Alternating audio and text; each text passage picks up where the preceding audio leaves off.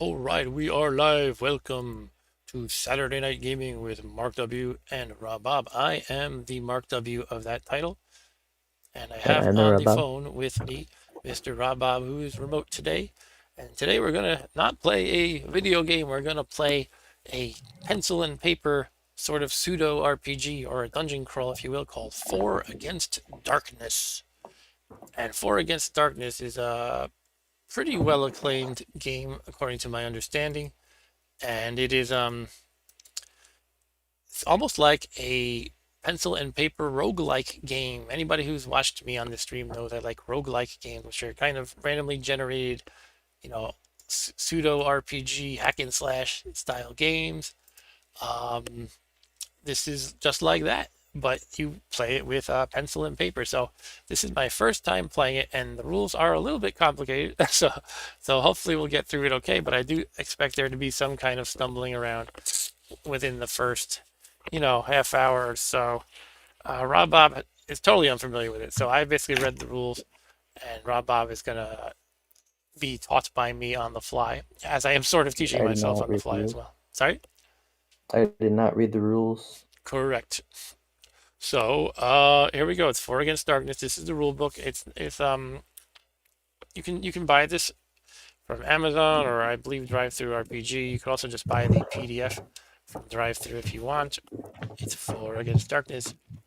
Now it's called Four Against Darkness because there are four characters and you're against the evil baddies of the dungeon or whatever the heck. So, how does this play? Well, basically, as they say right here, this is an old school dungeon bashing game that can be played with minimum space and equipment. So you don't need a zillion miniatures. You don't need, all the different kinds of dice like polyhedral dice. You don't need a game master or a dungeon master. It's all, it's all automated. Sort of the bad guys, if you will, or the dungeon is all automated. You basically roll charts for every, roll dice against tables and charts to see what monsters you encounter or what traps you encounter, things like that. Um, yeah, you can use miniatures though to keep track of your marching order because that's kind of important. Basically, like marching order determines who takes the brunt of attacks and things like that. Or if you get surprise attacked, the guys in the rear get attacked. So I don't have miniatures, but what I do have are these little tokens that came with an old edition of Tunnels and Trolls that I got maybe about 10 years ago, maybe probably more like 13 now. So our characters will be represented by these little tokens, and we'll put them down in a marching order. I have this graph paper map here because we're going to draw the map as we go. Hey Brian, how's it going tonight? You basically just roll to see what randomly generated room you run into. I'm going to take off this ugly wrist bracelet I don't feel like I need right now. And that's right, Ryan, my beard is growing out a little bit. So you just draw on the graph paper exactly which room you encountered. So if I roll, well, first of all, this is the entrance room. So the first room is going to be shaped like one of these guys. You just roll one die and determine which one. Then you draw it on the graph paper at the bottom. I've taped down this piece of graph paper, otherwise it's going to slide it out of view.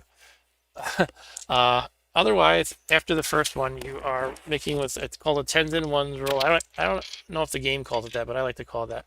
And that's when you roll two dice where one indicates the tens digit and one is the ones digit. Basically, all that means is say it was this roll 4 and 2, that would be 42, which happens to be the secret of life, the universe, and everything. And you would draw this corridor. Okay, so that part's simple enough. I mean, this is fairly complicated, but I have a feeling that it gets pretty simple once you get into it. It's just that you have a lot of charts to look up stuff at against, basically. So this is the dungeon and room building table. This is from a reference sheet I found online. Um, this looks crazy. It's not though, really. It's just saying what I just explained about you roll a d66 for the room. That's what they call the tens and ones roll. And then you roll two dice for what's in the room or the corridor. Corridors and rooms are different. The corridors are just the ones that are just like rooms that don't, they're not rooms technically. They're pretty obvious. They look like a hallway. The technical definition is if they don't have two squares of width or something like that. So basically, this guy here, number 13, is a corridor, whereas say 25 is a room. Ryan says he bought an NFT. Uh-oh. What'd Oh you no. what'd you buy the Mark W and Rob Bob NFT? What Uh, NFT? sorry, What NFT did you buy? that's a good question. Not that. Yeah. Yeah. So there's a lot to learn here, but again, I think we'll settle into it. But it might be a little slow going at first as we fumble around. The rule book is not super well written, in my opinion. The order is very strange. Like it doesn't really tell you how to play before it starts saying, "Hey, create a party," and this is what this does, and this is what that does. Here's the equipment, but you kind of have to go farther back for the actual, like how did the turn play through. Um, it's not super greatly written, but that's okay. And things are just kind of arranged in a bit of a strange way, in my opinion. I've read that other people agree. Um, but yeah, why don't we just try to jump into it and look up things as we need to? So the first thing we have to do is come up with a party. We're going to create our party. And if you want to shout out which character classes we're going to make in our party, please let me know, Ryan or anybody else. Or, of course, you, Rob Bob. But yeah, you got to choose 4 guys among these character classes. And they're pretty, generic standard tropes. We have the warrior. I'm not going to read through everything unless anybody requests, especially the cleric.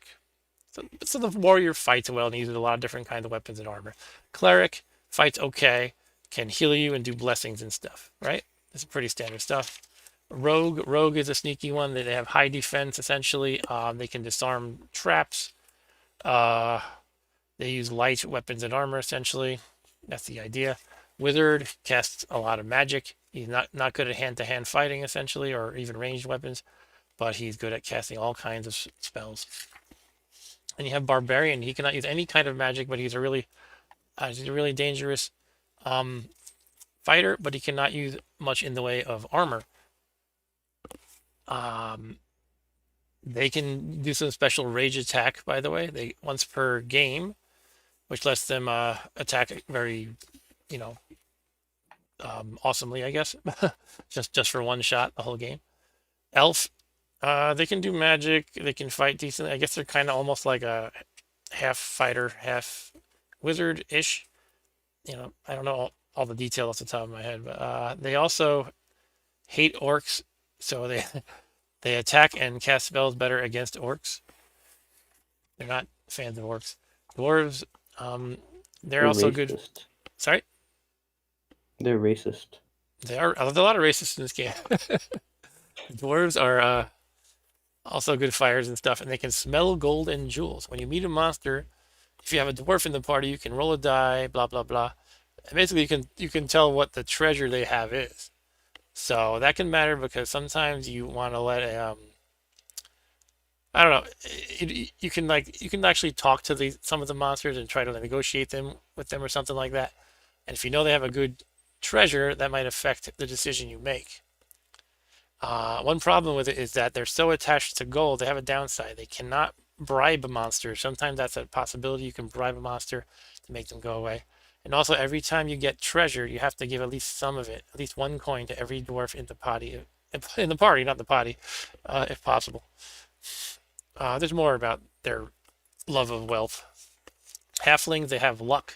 Nobody else has a luck stat in this game. It's not really a thing, but they have luck.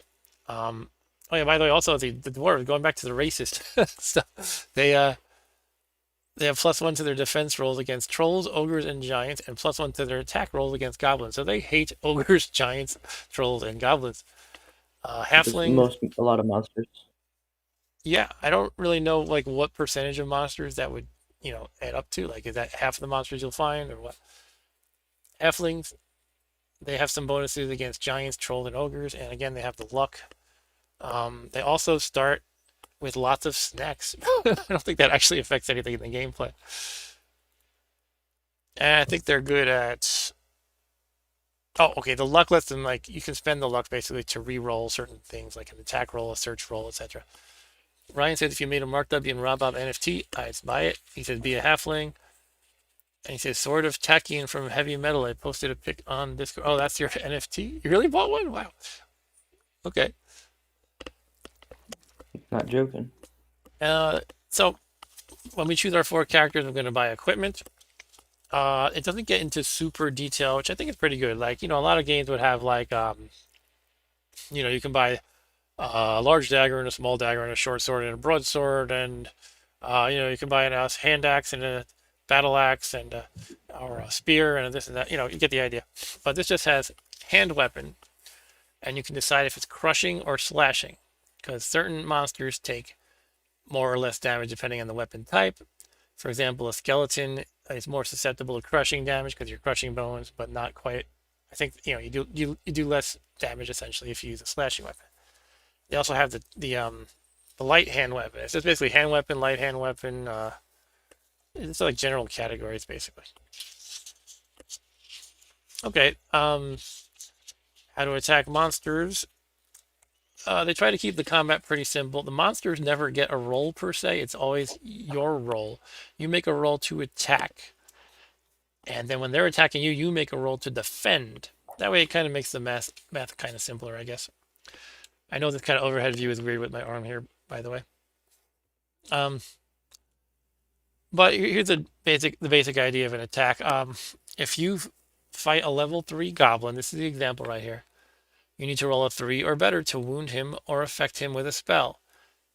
And you need a 4 or better to parry his blows. I didn't quite catch that parry part, but my first read through around this. But generally, you would just roll a die, and often, some of the characters have an add to that, like warriors add their level to the die roll. So a warrior rolls I just rolled a 6, and I think it's 6 is an automatic hit, by the way. But say it was a 4, and now that warrior adds his 1 level, so he gets a 5. But the 6 is the auto hit, and the 1 is an auto miss. That's my understanding. Also, in general, not just in combat, but in general, if you roll a 6, it has an exploding dice rule, which is like add and re-roll. It's called explosive 6 rule. Whenever you roll a 6 performing any character action, immediately roll another d6 and add the result to the total. This is cumulative. If you roll another 6, roll again and add it to the total. With enough luck, you can roll any number. Does that sound familiar, Bob? Yes, but can you not roll? You can't roll a 6 then. I'm sorry, what? Do you only roll 1 die or 2 dice in this game? 1 die generally. So you can't roll a 6 then. What do you mean you can't roll a 6? If you roll a 6, then you get to roll again, which means your total can't be a 6. Oh, well. No, it could be a 3 and then another 3. No, okay, no. Well, you could have a roll of 3 and then you add your level 3 to a roll and then it becomes 6, something like that. Okay. Okay, yeah, it's going to be a lot of fumbling through the rules, at first, I'm sure. But why don't we start trying to get into it? So let's create our party. So, Ryan requests we make a halfling, so we can make 1 halfling. All right, so give me a name of the halfling, Ryan. I'll start writing stuff. Now, you don't roll up stats. There's no let's roll 3 dice for strength and whatnot. You just are. You have what it says in the book, I'll show you in a second. Halfling.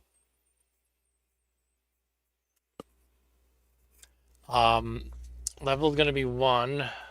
How does the life work? Okay. So each character class has a different amount of life. It's something like 4 plus level, for example. So for Halfling, it is 3 plus level. So he's going to have 4 right now. Starting gold is 2d6 gold pieces. So that's 2 dice. So let's just roll that right here in the overhead view so you can see. That one slid away from me. It is only 5. It doesn't sound like a lot.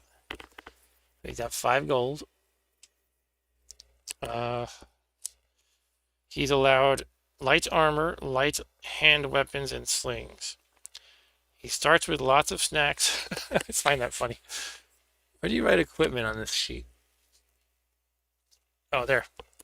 Okay, so he's got snacks. I'm assuming that doesn't matter, but I figure I might as well write it. His name is Leprechaun. That's Ryan. Okay. Leprechaun the Halfling. And I assume that's more of a Simpsons reference than a Tunnel and Trolls reference. Because Ryan loves the Ralph Wiggum quote about the leprechaun that tells me to burn things. All right. So, attack. What am I supposed to write there?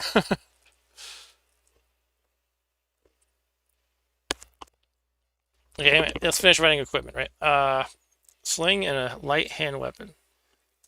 With a sling, I can do a ranged attack. I think generally it's one ranged attack before the melee closes in.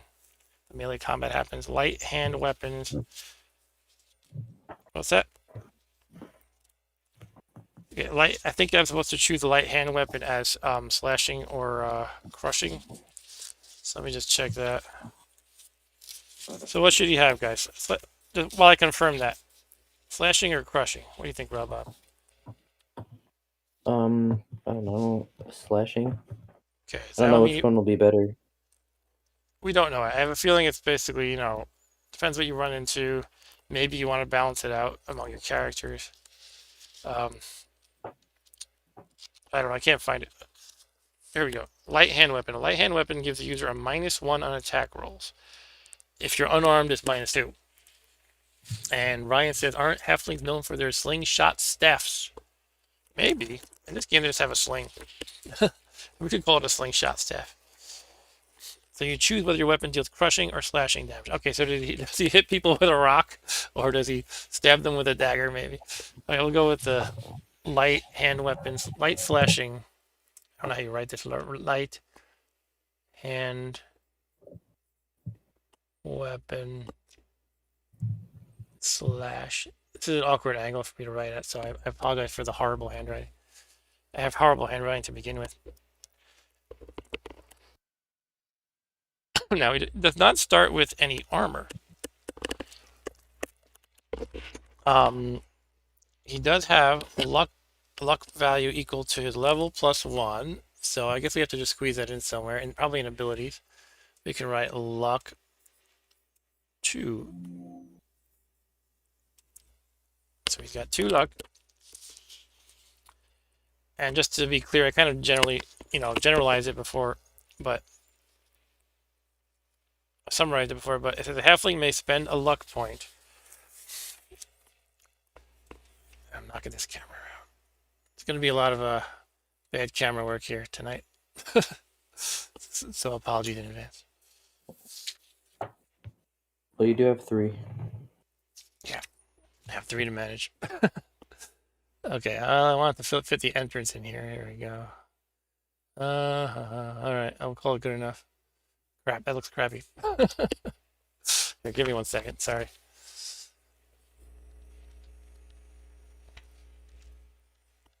Damn it.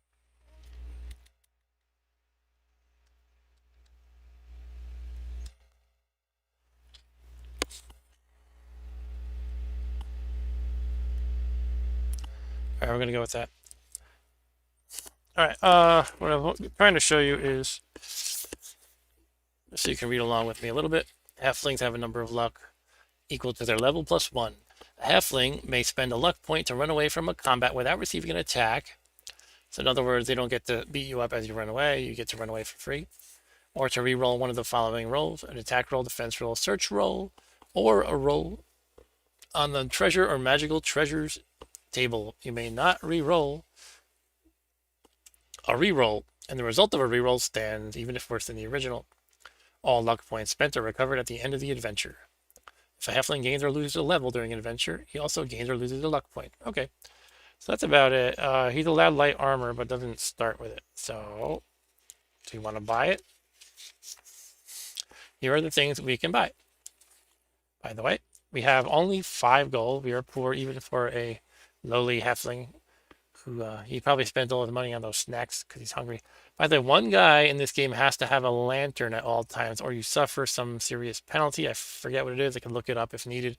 But the idea is, you have to have a hand. One guy has to use one hand on a lantern, which means I would have to look up the nitty-gritty details. But basically, you have a weapon in one hand, a lantern in the other.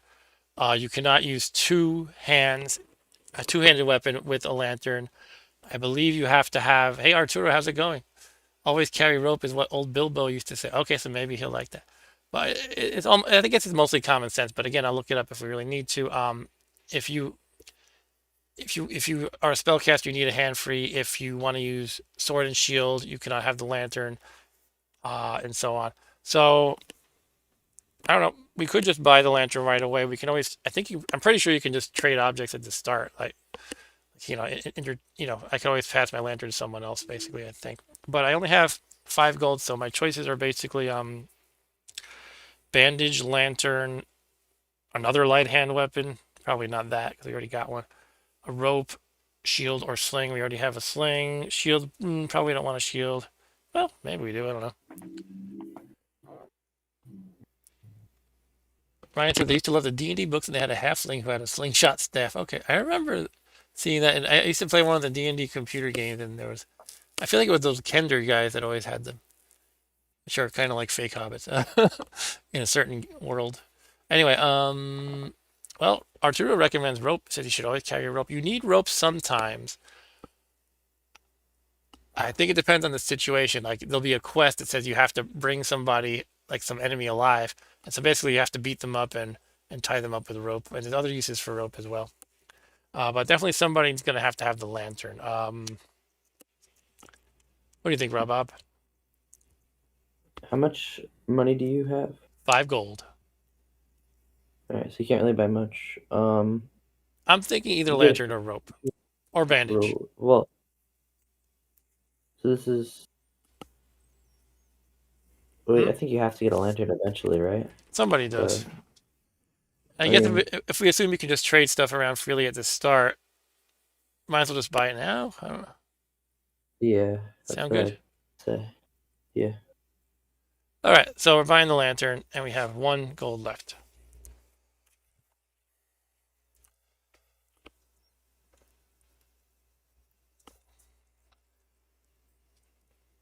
So you're right over here. Turn. Oh, it actually had a kind of bubble up here for that. Whatever. I already wrote it. Okay. That's pretty much the character, I think. I guess it has this attack box in case you want to write your all your notes about attacking. Like I have -1 from the light hand weapon. I guess I could just write -1. And what's my defense? I don't know. Okay, so your defense is, I think, 0 basically, but if you get light armor, it's +1. If you get heavy armor, it's +2. If you get a shield, it's +1.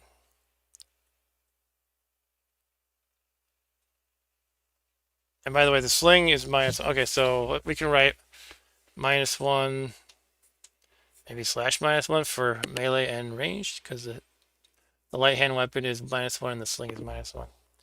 So that's that's the way I'm going to fill that out. Let's just waste no more time and move on to the next guy. Arturo, pick a character class. We got warrior, wizard, cleric, rogue, barbarian, elf, dwarf. We already picked a halfling. We could pick another, but probably don't want to. You could have a full team of halflings. Sorry? You could have a full team of halflings. I'm not suggesting that. I'm just saying Yeah. that you could. We would be a very well balanced party if we were all halflings, correct? Yeah, Kender, that's right. That was the Dragonlance setting, had these Kender guys, which are like fake halflings. Okay, Arturo recommends a barbarian. So we will have a barbarian. And what is the barbarian's name, Arturo? If you don't pick it, I'm going to name him Thundar. You remember Thundar, Ryan?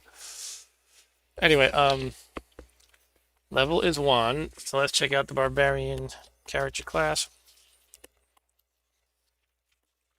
Hopefully we don't spend an hour just setting up the characters, but that's okay if we do, because we're noobs. Barbarian adds his level to his attack rolls. A barbarian may not use magic items, scrolls, or potions. He's like Conan the Barbarian. He's afraid of magic, basically. Arturo says friendly. Okay, his name is Friendly the Barbarian. He may grudgingly accept the healing from a cleric, since that's technically not magic but divine favor, and may use holy water. Okay, he's not averse to divine stuff. Once per game, he can do a rage attack, in which he rolls the attack die 3 times and chooses the best result. If the rage attack hits a boss monster, it inflicts 2 wounds instead of the usual 1. Barbarians cannot read and therefore cannot use scrolls or gain any benefit from a book or other written material. So he's like me, he's illiterate. And he can only use shield and light armor. He can use any weapon though. Starting equipment, light armor, shield, and a hand weapon. You may trade in his shield and hand weapon for a two-handed weapon or for a bow. Okay, what should the barbarian... Should we go two-handed for the barbarian? Okay, I'm going to go two-handed with the barbarian, because that just seems barbarian-like. His name is Friendly.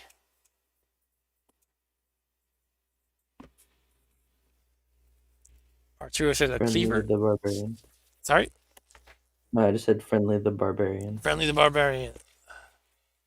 Are there cleavers in this game? The weapons are kind of just categories like light hand weapon, a light slashing hand weapon. You can imagine it's a cleaver. How about his two-handed weapon is a giant cleaver? Yeah, but he's gonna have the light armor and the two-handed. We'll do two-handed slashing or crushing. Well, if it's a cleaver, it's gonna be slashing. So he's got a giant cleaver. Let's roll his gold, by the way. His gold is 4. Not a lot. He only gets 1 die. His life is 7 plus level, so he has 8. We're going with two-handed slashing is his cleaver.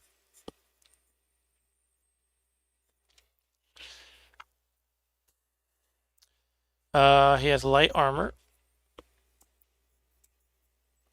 which just as with the halfling, it gives him a -1 defense, which is better than no, it gives you I'm sorry, I'm confusing myself. Light armor gives you +1, and the halfling actually had no armor.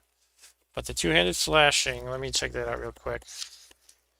Two-handed weapons, yeah, so they require 2 hands, obviously, and they give you a +1 to attack. So he's definitely a better fighter than Halfling. Leprechaun the Halfling. I almost said Halfling the Leprechaun. Just to be confusing. Ryan says Arturo only begrudgingly accepts healing from clerics. Okay. Anything else we left out? That's pretty much it for the barbarian. Let's move. Oh, purchasing. He has 4 gold, which isn't a lot. We could get the lantern and just. No, somebody else bought the lantern. I don't know. Let me check the equipment table. Gotta get the hang of this rule book so I can flip to different sections rapidly. Okay, so he can't afford crap, basically. He could afford the rope. Should we get the rope? Let's get a rope.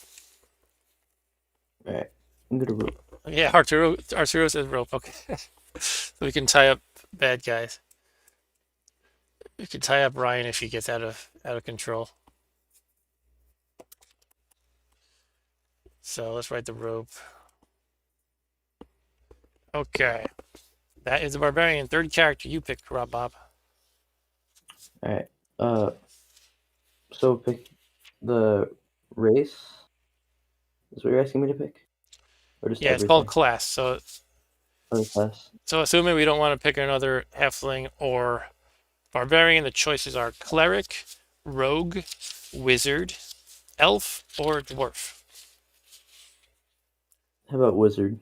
I think that's a good idea. We need some kind of spellcaster. Oh, that's not a name, wizard.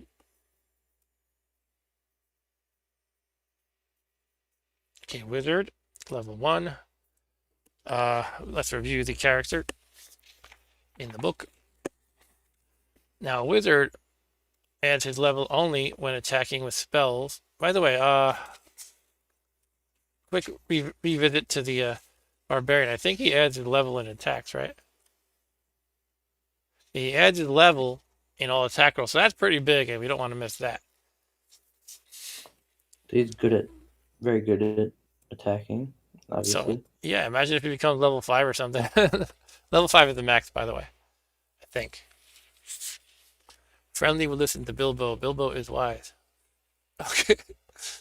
Ryan says I enjoyed making characters more than playing. And a lot of games I did. I played a lot of role-playing games growing up.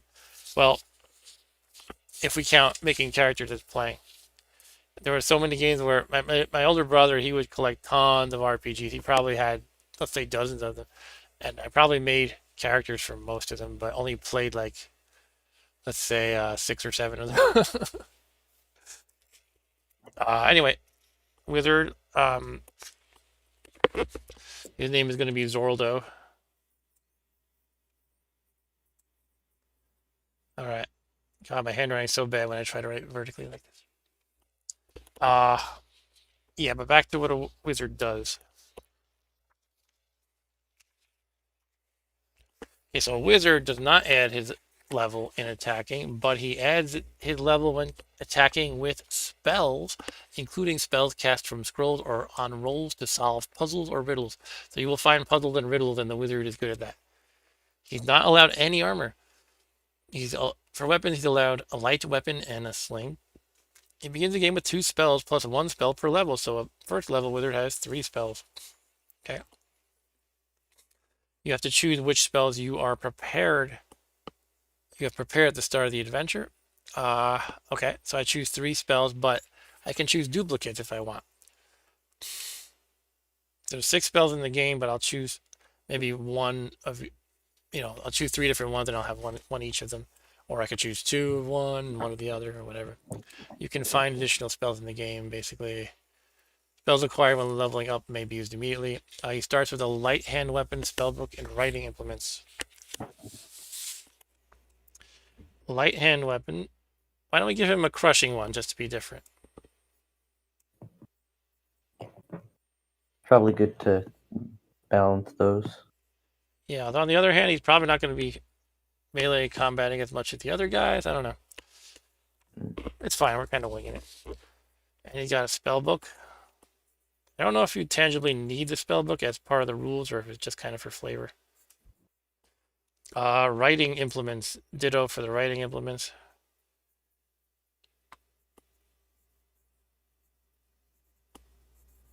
Good lord, my handwriting. He starts pretty wealthy for some reason, wealthier than our other characters, or at least potentially so. He rolls 4 dice. And he has 2 plus level life, so only 3 life. So let's roll that gold. I have a doctor's handwriting. I can write better than this, but not like at this weird angle and with the thing. This is vertical, so that's my excuse. And I'm sticking to it. All right, we didn't roll. Harder to write like that.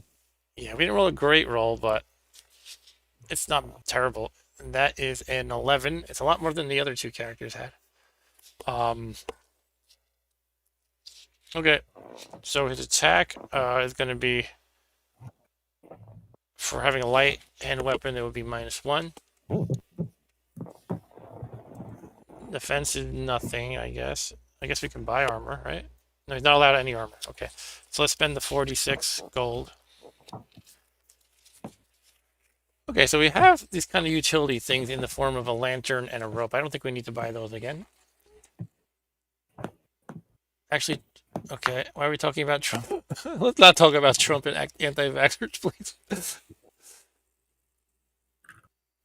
Yeah, it's true, Arturo. He has more money than the other 2 put together. All right, so blessings are expensive, and resurrections are 1,000, so we cannot resurrect somebody easily. Anyway, what I'm thinking is probably, well, for one thing, you could buy something for somebody else. Just a thought. I feel like a bandage is probably a good idea because that heals people.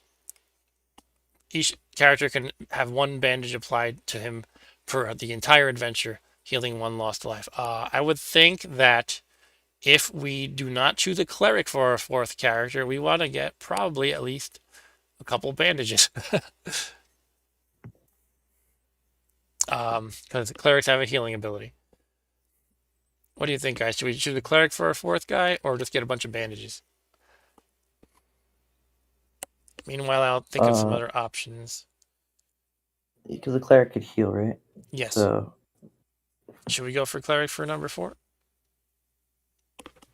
it's also like, what are the other character options? The other character options, assuming we don't want duplicates, there could be rogue. He's good at disarming traps and he can backstab, and he's good at dodging attacks essentially.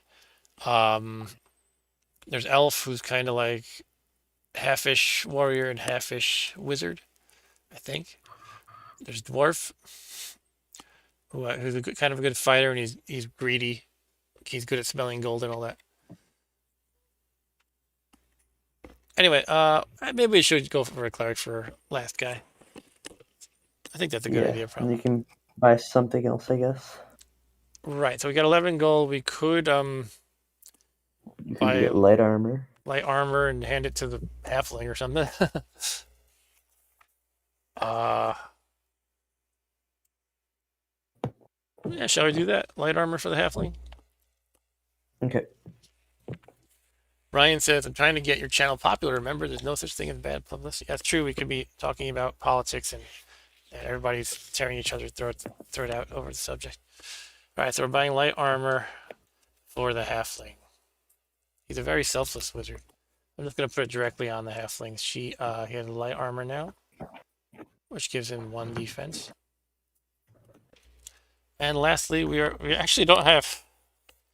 We actually only have one really like strong fighter type, so hopefully that's not a mistake. Actually, the clerics are not too bad at fighting because they actually add half of their level,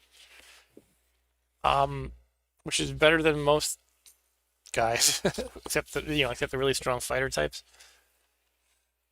So okay, yeah, let's do the cleric then. Actually, we're supposed to choose spells for the wizard. He can choose 3 spells that he knows at this time, basically. So let's find the spell section. Bear with me, please.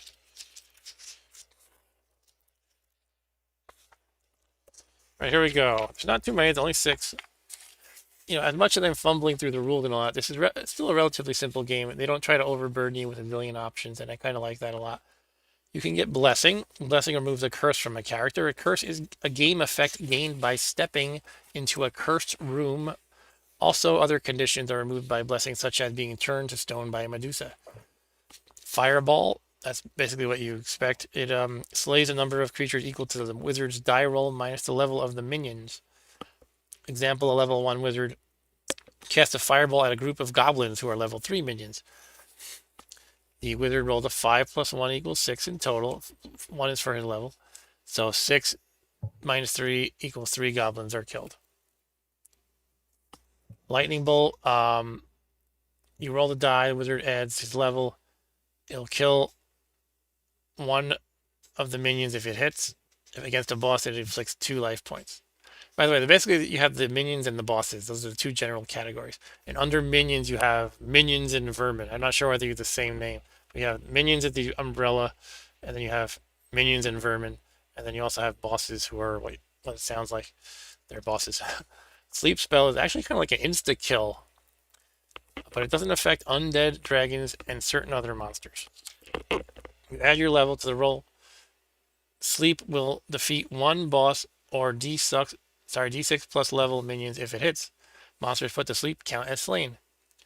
Ryan said, "Did I miss anything? I was welcoming my wife. She just got home from work. I don't remember. I don't know at what point you left, but basically we are deciding the spells for the wizard, and the wizard bought a light armor for our halfling guy, Mister Leprechaun the halfling.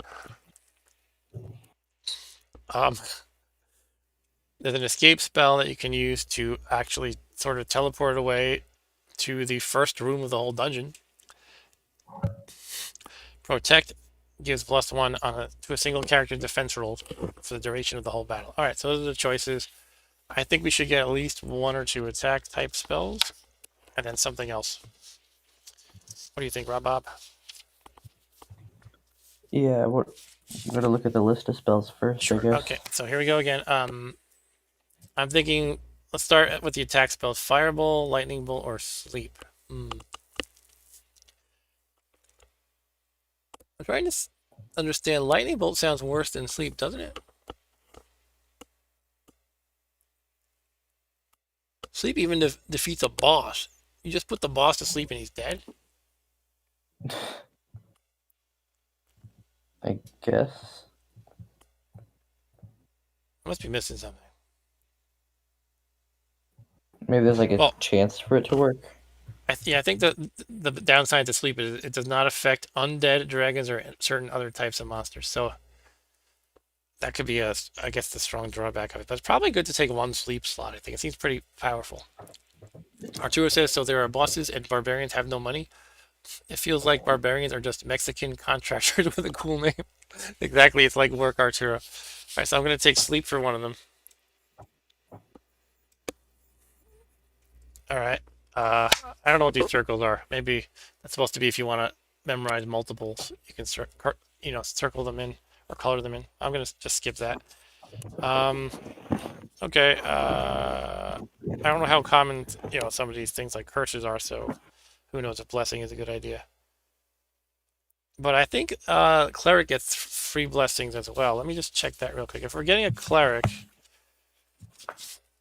so the cleric gets I think 3 heals per game per adventure, and he can he gets he gets 3 blessings per adventure and 3 heals. So we probably don't want to get blessing because the cleric's got that covered basically. So it comes down to I don't know, another attack. Why don't we get another attack spell and then something else? We could get fireball. Sound good? Sure. And then for our non-attack, we want escape or protect. Let's go with protect. Because I don't really understand escape fully. But the reason I say that is if he teleports away, then do you like split the party up? Or I figure I'll avoid that for now, just to keep it simple. Didn't it say like the leprechaun was better at escaping? The leprechaun? The hobbit. Okay, I'm talking about an Halfling. escape spell that teleports you back Yeah. to the starting room. The I halfling, thought if you it, want, the I halfling thought it has had a to do with like running away. what? I thought the spell had to do with like running away. No, it doesn't. But the halfling's luck can be used to, I think, reroll a. It can reroll a lot of things, but I don't. Apparently, not running away. I think. Anyway, just keep going. So we got our 3 spells for. I wrote him in the wrong character. No one's correcting me. Sleeve. The barbarian Yeah, I don't can't. think the barbarian. Yeah, he's scared of fireballs. He'd rather carve through things with his giant cleaver. All right. Lastly, we're gonna go with the cleric, I guess. Okay, that's a yes.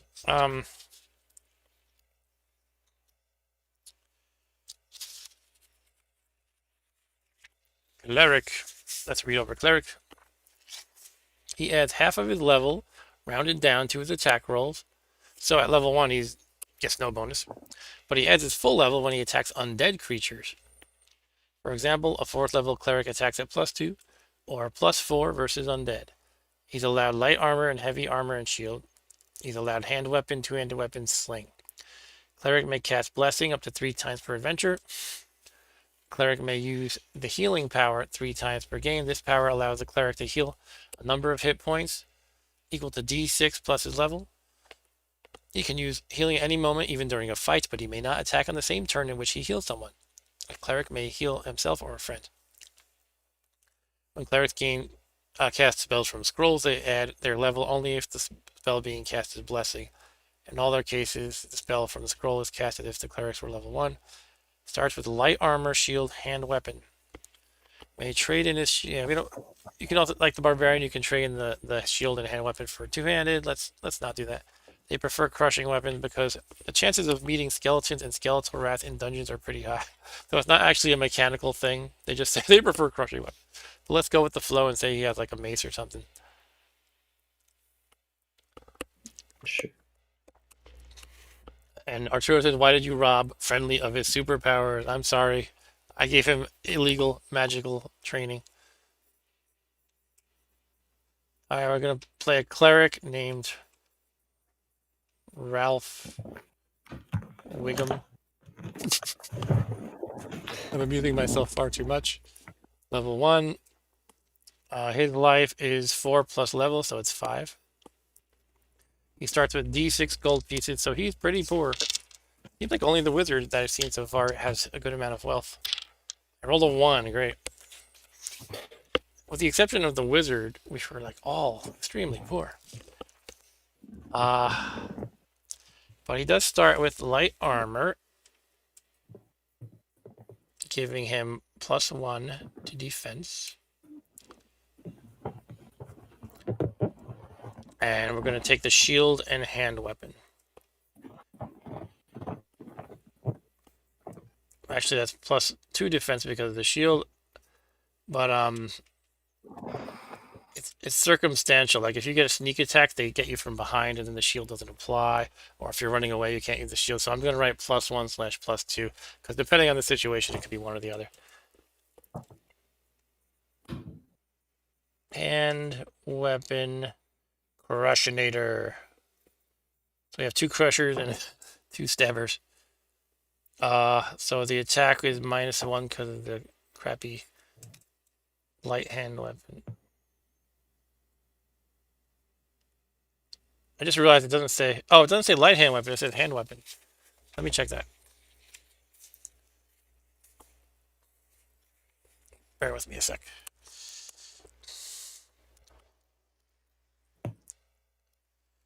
Doop-a-doop-a-doo. Hand weapon. That costs 6. Okay, yeah, so that's a basically a +0. So not a -1. It's a 0. Okay, and they have the healing 3 times and the blessing 3 times. The blessing is just when somebody sneezes, they say, "God bless you." Bless you.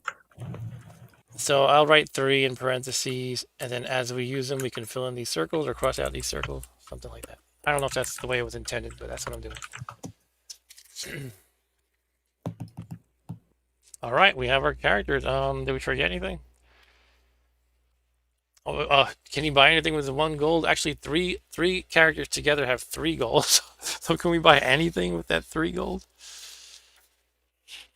It looks like no. The cheapest thing on the whole price list is 4. Okay, so be it.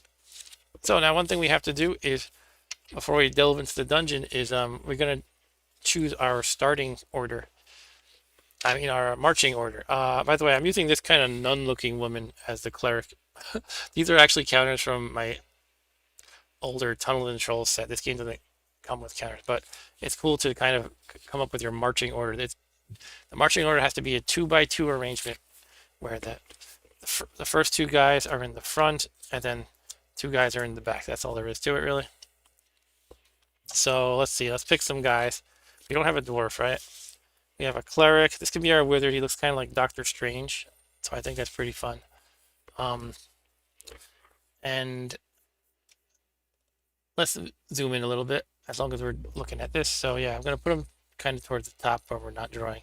I think the wizard should be in the back because he's a weakling as far as fighting goes. And actually the cleric is pretty good, just not as good as the barbarian. The barbarian can be the warrior looking guy, I guess. We'll have barbarian and cleric in the front and wizard and halfling in the back. Here is our little halfling named Leprechaun. He looks kind of like a leprechaun, I guess. Me fail blessing, that's impossible. Okay, right. All right. So now we're ready to delve into the dungeon. Excuse me. Okay, if you're having fun with the silliness, make sure you hit that like button. I mean, smash that like button. I mean, bless that like button. I don't know. I got nothing. But let's begin. And again, expect this to go slow as it's our first game. But I hear once you get the hang of this game, the entire game takes about 45 minutes. So we could always do a subsequent stream another time and maybe even play like 3 games in one evening. But anyway, let's do it. We're going to roll for the entrance room. It's going to be shaped like one of these guys. And let's see what we get. It is number 2. So that is this thing here. I can zoom in again while I draw if you care. Okay. So it has this kind of a funnel looking thing. I guess the door should be right on a square, right? Just do like this. Here's our door. Okay, and then it has 2 squares in this direction, 3 up, 2, and a corridor of 2, something like that. Something like that. Door right here. Here's a corner. Little corridor there, and there's a door here actually. Okay, so there's a few ways we can go from here, and this is where we are. Okay, now I'm not sure if in the entrance room we start rolling for stuff right away. Probably doesn't make a huge difference. By the way, we should decide who has the lantern.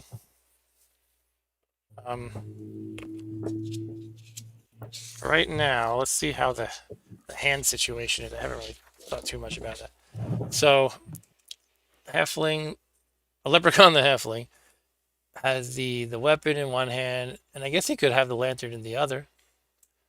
Because Barbarian he needs his 2 hands for his 2-handed weapon, his giant cleaver. Zorldo the wizard has his weapon, and he needs other weapons for spell casting. And Cleric Ralph Wiggum has, let's say, a mace and a shield. So yeah, I guess Halfling can be our lantern bearer. Sound good? That way we don't have to erase the lantern here also, so that's pretty convenient. All right. Yeah, I guess I should flip through the rules real quick about starting the adventure. Blah blah blah. Party, creating your party. Yeah, equipment. We got our spells. You can sell equipment later, by the way. How to attack monsters. Do entrance rooms. Okay, so we don't encounter something in the entrance room, but we choose a door and roll D66 to see what the next room is. Okay, let's pick a door. Which door would you like to go into, Rob Bob? So we can go like up to the left, or to the right. Or I guess we can just. Actually, I'm not sure Oh how it wait, works when can we there's go? no door, and I guess you would just go to the next room, even though it's not technically a door. Which one did you say, though? I'm sorry. I was just saying all the options. Let's go to Okay, the right. we're gonna go to the right. Okay, so we roll a D66, which means we choose one die as a tens, one of the ones. We'll go with the purple. It's a 10. That is a 34, meaning we draw this guy here. And then the question is, I guess we rotate it sort of, right? Because we're going east. So let's go with that, I guess. It has a curve. I don't know if it actually matters if you draw the curve. Probably not. They just want to make it harder for the person drawing. Then we have a 2-square corridor coming out and a door. By the way, the rules say if you hit the edge, you can just say like the room gets truncated, or I guess if you want, you could extend it to multiple pieces of graph paper, but it's just probably too complicated. All right, so here we are in this room, and let's roll for, what is it? We roll 2 dice to see what happens, essentially. So this is a room and not a corridor, so we look at this part of the table. So 2 dice, and we rolled a 10, which means we find weird monsters. No kidding, Ryan. Ryan says, did I tell you I bought the Night of the Living Dead board game? Cool. You'll probably get around to playing that before I do, I guess. Anyway, 10. We roll D6. What are Yep, weird monsters? that's right. We roll D6 Weird Monsters table. If win, roll D6 for level up, plus D6. Yeah, there's a whole experience thing that we'll get to when we need to. But over to the Weird Monsters table. That sounds weird. So I have to find this alleged table. What do you mean? What's the difference between monsters and weird monsters? I think the regular ones are just like orcs and goblins and things, and the weirder, well, they're weird. Okay, it looks like the monster tables are towards the back. I'm probably gonna have to use like post-its to to mark off what's what in this book, because that would help a lot. All right, here's the weird monsters table.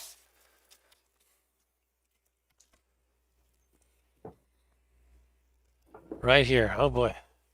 These look like tough things. Alright, well, it is what it is. Let's roll one die on the Weird Monsters table. I rolled a 4. That is a Catablopus. Catablopus. I don't know what a Catablopus is. Ryan says, it's expensive now. I got it on eBay. I might do a video of my wife and I playing it. Oh, that's cool. Does your wife like the movie and also nerdy board games? If so, good score right there. Anyway, Catablopus. Best I can think of, it's like a cat slash octopus. I don't know, but they didn't quite spell it like that, so maybe not. Anyway, it's level 4, 4 life points. Treasure +1. That means you roll on the treasure chart and add 1, so you're more likely to get better treasure. All characters at the beginning of the battle must save versus a level 4 gaze attack or lose 1 life. So it looks at you kind of like, I guess, kind of like Medusa or something, but instead of turning you to stone, it just harms you. Reactions D6, flee, or 2 to 6 fight. Yeah, so you can basically choose to attack it or wait and see what it does. If you wait and see, we can roll on this reactions chart, and he would just run away if they roll a 1, which isn't too likely, of course. And you might say, well, then why wouldn't you do it? Well, if you, You can yeah, you can get treasure, right? From fighting yes. them? I think if they flee, they leave the treasure, though. But the Oh. reason that I'm getting at is if they fight when you wait for their reaction, it they get to attack first, whereas normally you get to attack first. I just noticed I'm going into the red a lot on my microphone, so I'm turning it down a little bit. So sorry if it was kind of muffled sounding. Hopefully that's a little bit better. Um, but I think even before we do that, we're going to have to take uh, this level 4 gaze attack. And Ryan says no and no, but I have no friends, so she's nice enough to do it with me. Hey Ryan, if you're ever able to hang out, we can definitely play that game and lots of others too. And you're welcome to play my Vectrex as well. Too bad you're all the way over on the other coast. All right, so let's see. I have to figure out what it means to roll against a level 4 gaze attack, essentially. But I do have this encounter chart where you can keep track of all the fights, basically. This is probably not too visible, but I'm not sure what I can do. Yeah, we just have to deal. So basically, I'm gonna just write in this little area here for this one encounter. It's too bad we found a weird thing right away because I'm a little confused. Like, is it a? It's not a boss, I don't think, but it's not a vermin either. But this is I guess minion 1. It is level 4, and there's, I think, just one of them. And it has 4 life. Where do you keep track of the life? I don't know. I guess we can just cross off these circles as it gets hit. Maybe that's what it's for. This is some third-party person's sheet, by the way. Ryan says, I've been seriously thinking of getting a Vectrex, but you said a lot are broken, right? Kind of. They are fragile. They're 40-year-old CRTs, and they have a lot of electrolytic capacitors, so capacitors tend to have a lifespan of like, people say like 20 years. I think they really last longer, but basically you're almost guaranteed to have to open up this thing and do some kind of repair work, even if it's just adjusting the CRT. And I don't want to get too into this, but last comment is CRTs, they are high voltage, and if you touch them, you could die. And so you always need to look up how to discharge them and stuff if you're not familiar with that. Even when you discharge them, the rule of thumb is it's kind of like a loaded gun. You treat it as it's always loaded. Like any gun is always loaded. Any CRT has a charge. So even if you discharge it, that's how you have to respect it. But other than that, they're great. Yeah. And to be clear, I've heard a lot of people say it's really unlikely that you would truly die, but you would get a heck of a shock, and it's not worth the risk. But I don't know. that they're not all broken. You could even probably buy one that someone has really like serviced recently if you look around enough. But anyway, yeah, let's get back to the point. Okay, so let's figure out this level 4 gaze attack thing I have to handle. So it's giving me the evil eye. Let's see. In some cases, the rules instruct you to save versus a specific attack. The name of the attack is normally just descriptive, it's just for flavor. But what counts is the target number. So it said 4, right? It said save level 4, gaze attack, or lose a life. Hey, Stu. How's it going? Stu, we're playing 4 Against Darkness, as you can see in the top left corner. This is sort of like a pencil and paper roguelike. All right, let's see what we're doing. Roll a d6, adding any modifiers as instructed. If you roll the target number or better, nothing happens. If you roll lower, you suffer the consequences. Okay, so that's basically it. I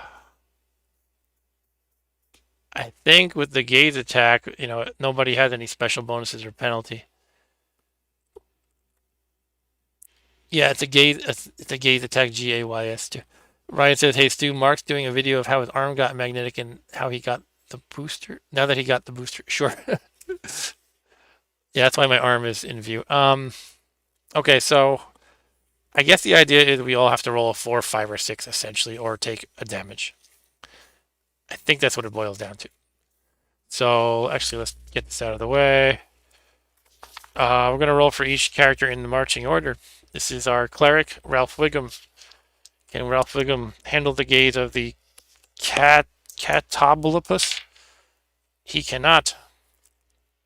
So he takes it 1 life damage. Ralph Wiggum.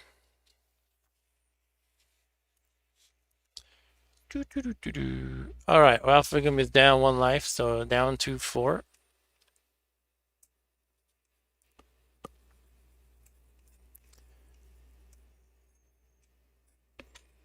Next up is Friendly the Barbarian.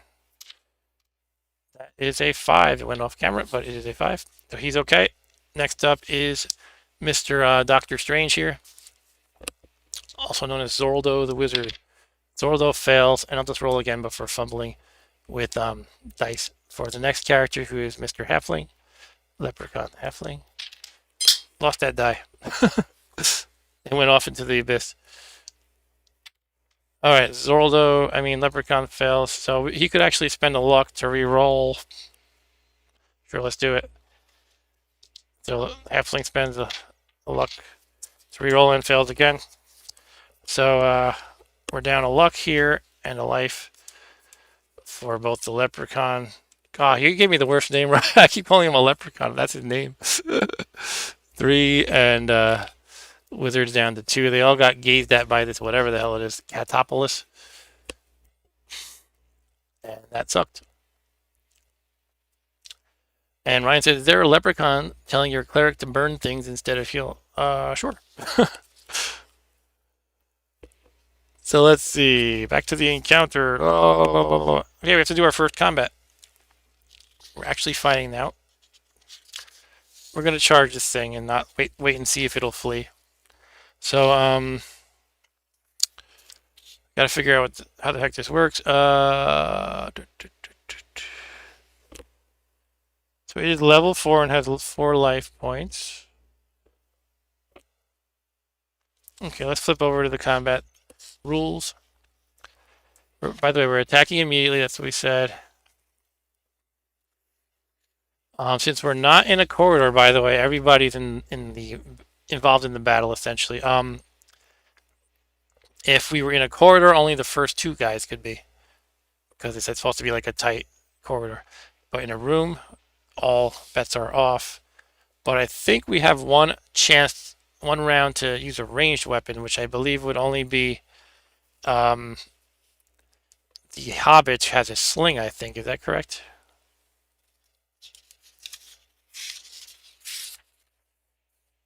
Yep, he has a sling, so I think he can use that, and probably the wizard could cast something. Why don't we just use one sling and then everybody does melee after that? I don't know. And Ryan said I don't get all the donut round things. I actually don't either. This is somebody's homemade sheet. It's supposed to be. You know, I think he gave me a legend for that. Let me see. I think I'm just gonna fill them in as life goes down. But it says you can. Okay, here we go. If a single creature is killed, you fill it in altogether. Otherwise, if a single creature, such as a boss, has life points or a special condition like trolls, I don't know what the hell that means, mark the inner circles first. Okay, maybe that just means they're damaged but not dead or something. And it depends on the context too. Okay, I don't know, it's just confusing me. I'm just gonna cross them off as it takes hits. So let's use a sling attack from our hobbit, which I think we said was -1. So I think he has to roll a die and match the level of the enemy, which is 4, and that's with the adjustment. So basically, he needs to roll a 5 or a 6 on the die. I think I have that right. Let me just flip to the combat section again. This is my first play, so I'm going to be a noob for a while as I'm figuring this out.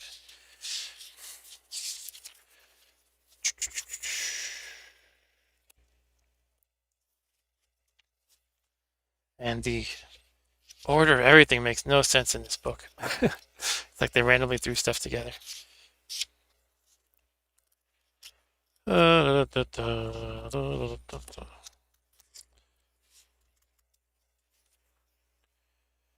do they talk about leveling up before they even talk about how to fight?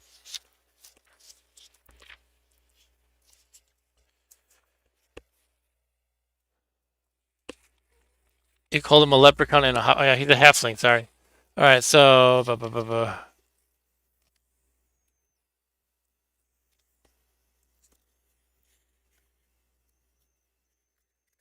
they still talk about the monsters fighting back here, but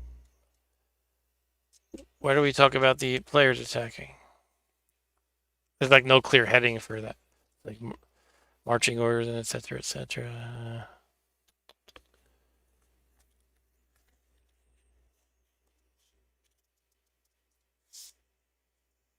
Okay, well I'm pretty sure I basically understand it.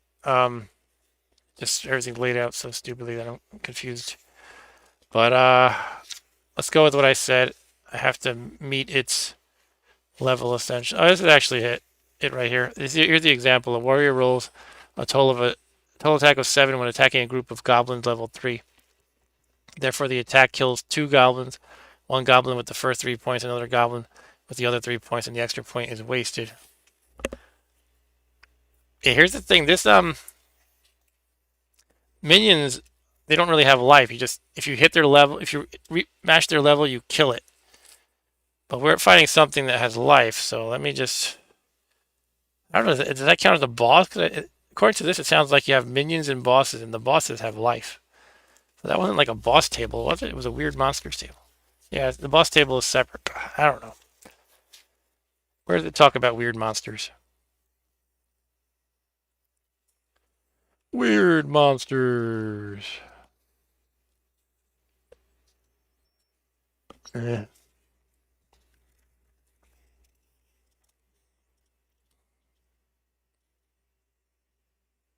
Sorry to be lame and flip through the rules so much, but they're not super well written. All right, I'm gonna assume it's like the bosses, which is I guess every time you match its level or exceed its level on an attack, you do 1 damage.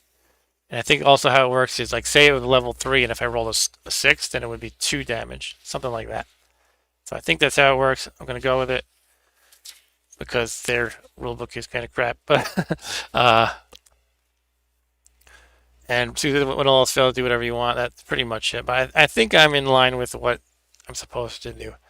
So the sling attack is going to hit on a roll of a 5 or 6 essentially.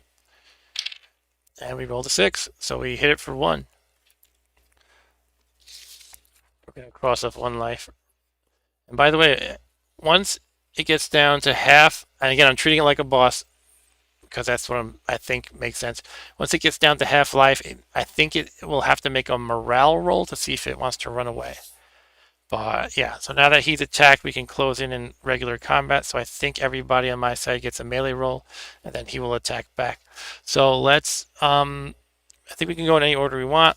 I think our big bruiser type, the Barbarian, should probably roll first. See if he can bash its skull in or cleave it up, because we said he has a cleaver. So he's gonna roll +1 plus his level. Ryan says, wait, can't the halfling not go? The marching order means he's in the back, right? No, we first get a missile attack before we close in for close combat, so he's firing his sling. And also in a room, as opposed to a corridor, we are in a room, all players can attack. If you're in close quarters, in other words, you're in a corridor, only the leading two guys can attack. So we were rolling for the sling missile attack, and now we're going to do the melee, and we're going to start with Mr. Barbarian, who gets +2. So he needs basically a 2 or higher to inflict a wound, and he got 1 wound in. Yeah, it's cool. All right, now I have to flip to the rules again to see if I understand this morale roll that it has to make or whatever.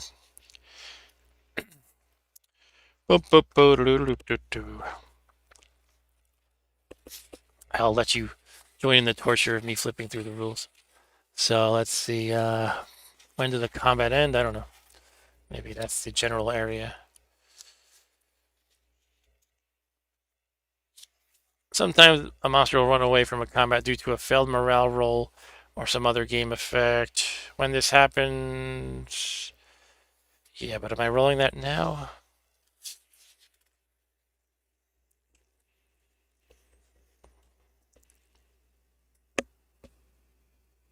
That monster is a real babe. What?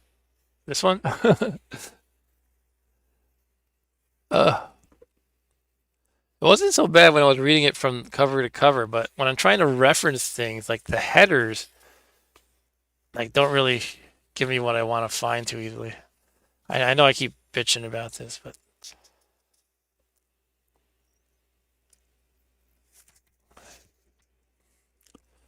hmm.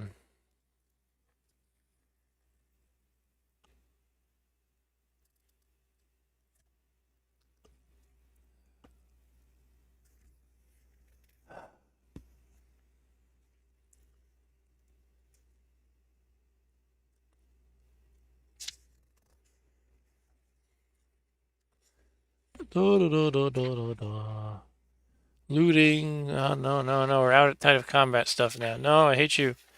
Back to the table. uh, it's like they're heading for morale. When monsters.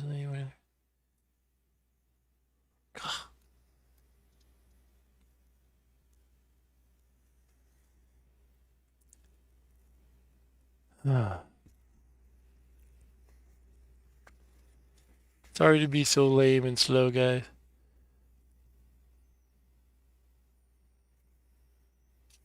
Talk amongst yourselves while I try to figure out this game. Okay. I think I'm in the right area now.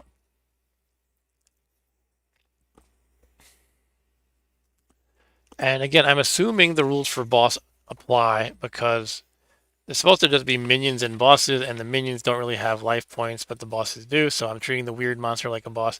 It says when a boss loses more than half of its life points. Okay, so it lost half of its life points, but not more than its life points. But when it does, so if I hit it one more time, its level drops by 1, and it must make a morale roll. Roll a die, and if the result is 3 or less, the boss flees.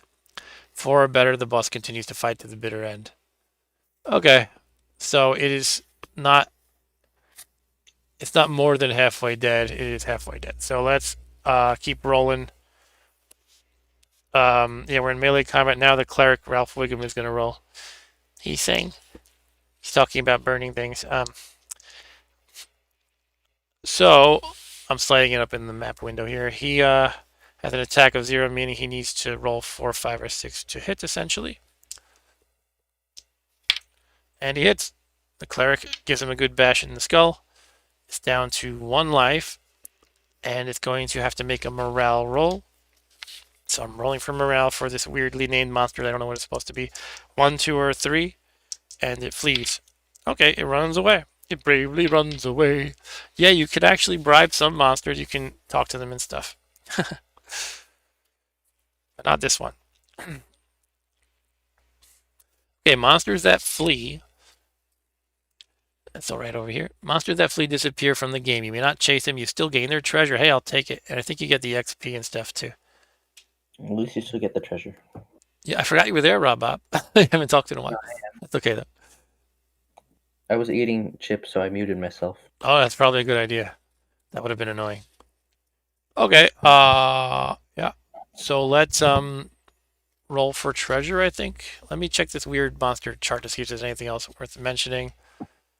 Doesn't look like it. Treasure +1. Okay, so we roll on the treasure chart and we add 1. Then I think we roll for XP too. Here's the treasure table. You roll 1 die. And let's just do it. We add 1 because it was kind of a tough monster, I suppose. It didn't really seem so bad except for the gaze. The gaze was a nasty attack. But then we wrecked it. Oh, we only rolled a 1, which sucks, but it becomes a 2. And that translates to 2d6 gold. So we roll 2 dice and we get that much gold. It is 7. Okay, I don't know if it matters too much about who carries the gold. Unless you have a dwarf involved. If you have a dwarf involved, they insist on taking some of the gold. Did I say roll to 7? Yeah. So I'm going to give it to Friendly the Barbarian. And I think we roll XP now. I just have to figure out how to do that.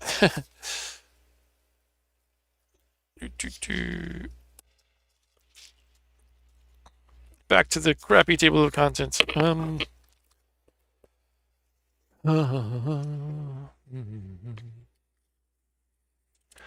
Are you going to stream something tonight, Stu? Hopefully something with a better rule book than this, or more intuitive play than this.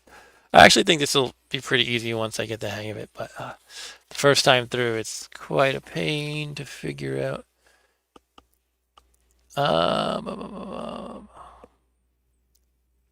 Yeah, I am pretty popular. I'm getting a lot of those trolls lately. I don't even know if they're trolls or really trying to speak to me, but I can't communicate with them, so. This dude's going to do Atari 2600 soon. Cool. Ong. Sorry? That's what the guy said. Yes. Some guy in the chat. Okay, now we can do... Something like that earlier. I think someone said something like that earlier. They did, and also in a couple of recent streams of mine. It's very common lately. By the way, here's the official rule on looting. When your party defeats all the monsters in the room, make a roll on the treasure table. Some monsters have more treasure than others. Yeah, we got that. Some have no treasure at all. You make 1 roll per encounter, not per monster. Distribute loot amongst your guys as you want. Barbarians may not be assigned magic stuff. Carrying loot. Each character has a max of 200 gold pieces they can carry. 2 shields, 3 weapons. Yeah. Not too important right now. Okay. Well, how about the XP stuff?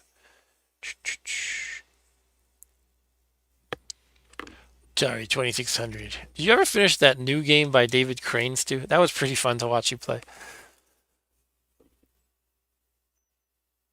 Okay, oh man, this freaking thing. Jesus Christ. Sorry, I don't mean to complain so much, but damn. Like, there should be a really clear thing in the... I don't know. And I'm not... It's not just me. I've read reviews where they're all complaining about the rulebook, so... They basically say it's a great game. You just have to get through the crap of the rules. So I just looked up monsters killed in the table of contents, thinking that maybe I would have, a complete description of when you kill monsters, but it's just this sheet that you can write down all the monsters you've killed, apparently.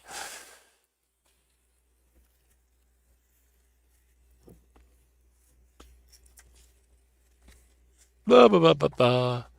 All right, I know there's an XP roll. I just don't know how the hell it works.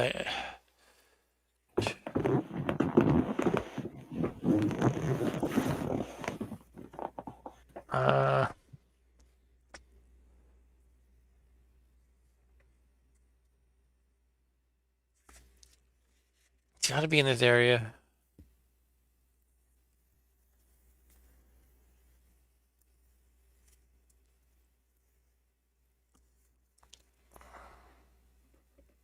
It might be only when you fight a boss. I don't know.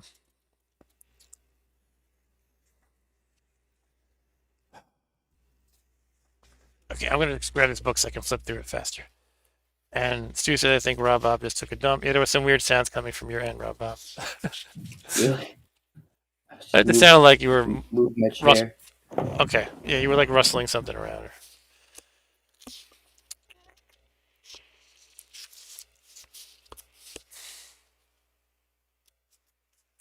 Here we go, leveling up. Every time the party kills a boss, completes a quest, or survives 10 encounters with minions, not vermin. Vermin do not give XP as part of their annoying nature. A character of your choice. And again, I don't know what the hell a weird monster is, so I don't know if this counts. Basically, if you beat a boss or beat 10 encounters with minions, is a weird monster a minion? Does anybody want to Google Rob Bob? In 4 Against Darkness, is a weird monster a minion? Something like that. I'm going to just say no and move on, but if you find we do, then I'll take my rewards. Is a weird monster. Like count as a minion, or I don't know. Okay, so we're going to move on while he looks that up. So we are in this room right here, and I say we continue to move forward to the east.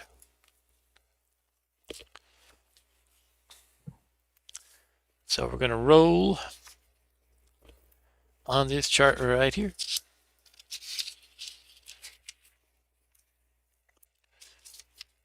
We make another 10s in 1 style roll, or a roll, or what do they call it? A D66. Sorry? Doesn't look like it anywhere really says. Okay, fine. Okay, we got a 35, which is this shape here. So, we're coming in like this direction, so I'm just going to turn that. Do do do do do do. 1, 2, 3, 4, and 1, 2, 3.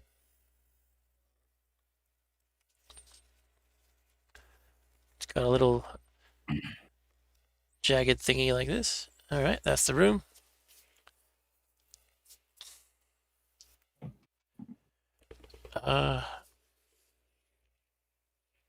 Let's see what happens.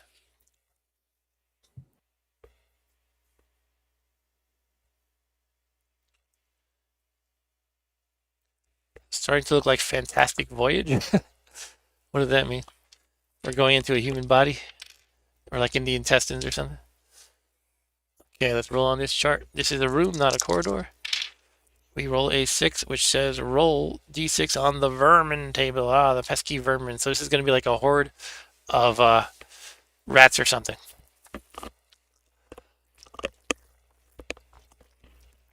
So basically, Stu is saying this is why we play RPGs on computers, and Ryan and Arturo say they actually like this better than a lot of video game streams.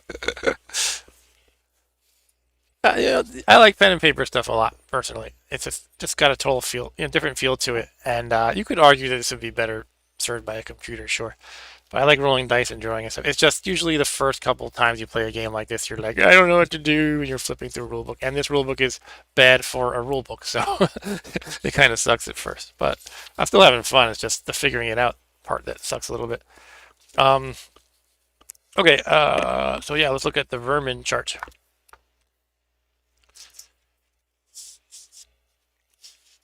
By the way, I forget how many bosses we have to fight, but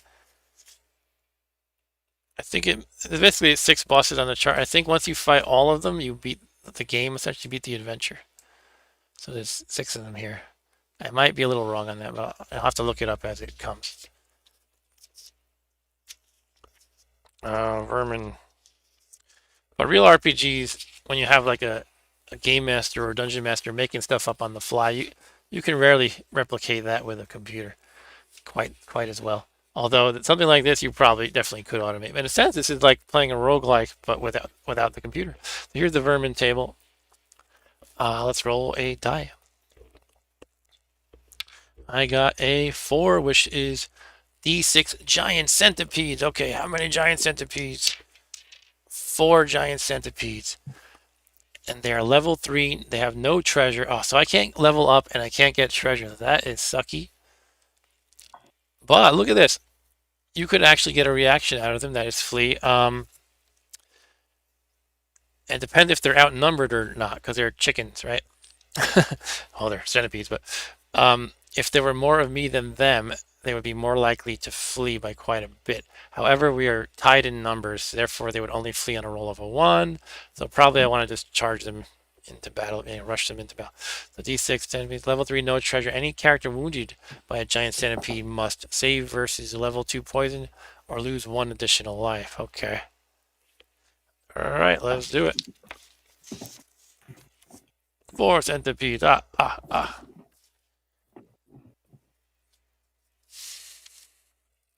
Who's vermin phobic? We don't tolerate racism in this channel. Alright, over here, perhaps this is minion number 2, or just... Yeah, it's a vermin. We fill in this part, I guess. I don't know. I don't know why weird is, like, not talked about in any of these things. Like, there's no checkbox for weird, or people seem to conveniently ignore weird. I don't know. It's very weird, almost. It's almost like it's a conspiracy. It's a conspiracy. What are they, level 3? Level 3. And the count is there are 4 of them. Okay, because they are minions and not bosses or weird, they don't have life points. It's just every time I roll a 3 on an attack roll, it kills one of them, and every multiple will kill the appropriate multiple. So if I roll a 6, it'll kill 2 of them in one shot, basically. Yeah, you're right, Ryan. There is Cubert to the right. There's Cubert to the right. Let's see. Yeah, I guess I get to sling them first. So we will have Leprechaun the Hobbit shoot his sling. Yeah, let's roll. It's a -1 because the sling is not a great weapon.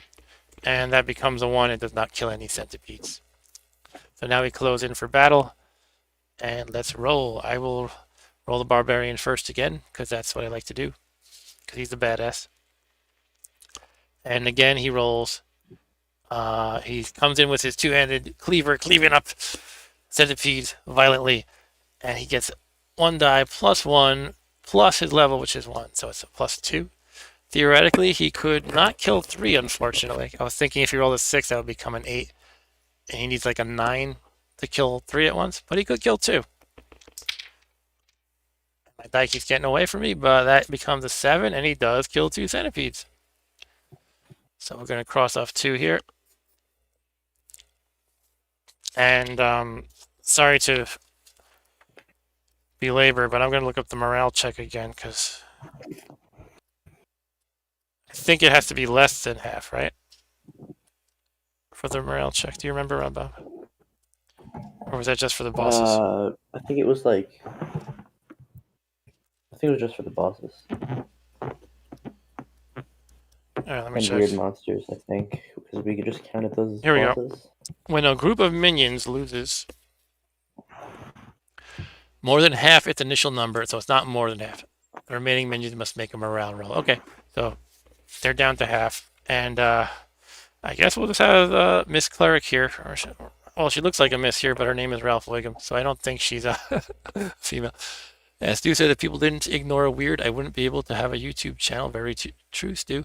Ryan says, is the Night of the Living Dead game actually fun? I bought it just because I saw the one you had. I haven't played it yet, quite honestly. It looks pretty fun. And it has good reviews. You can look up Board Game Geek is kind of the definitive site about board game, like the nerdy kind of board games. I think it has a high rating on there and good reviews generally. So you can check that out if you want.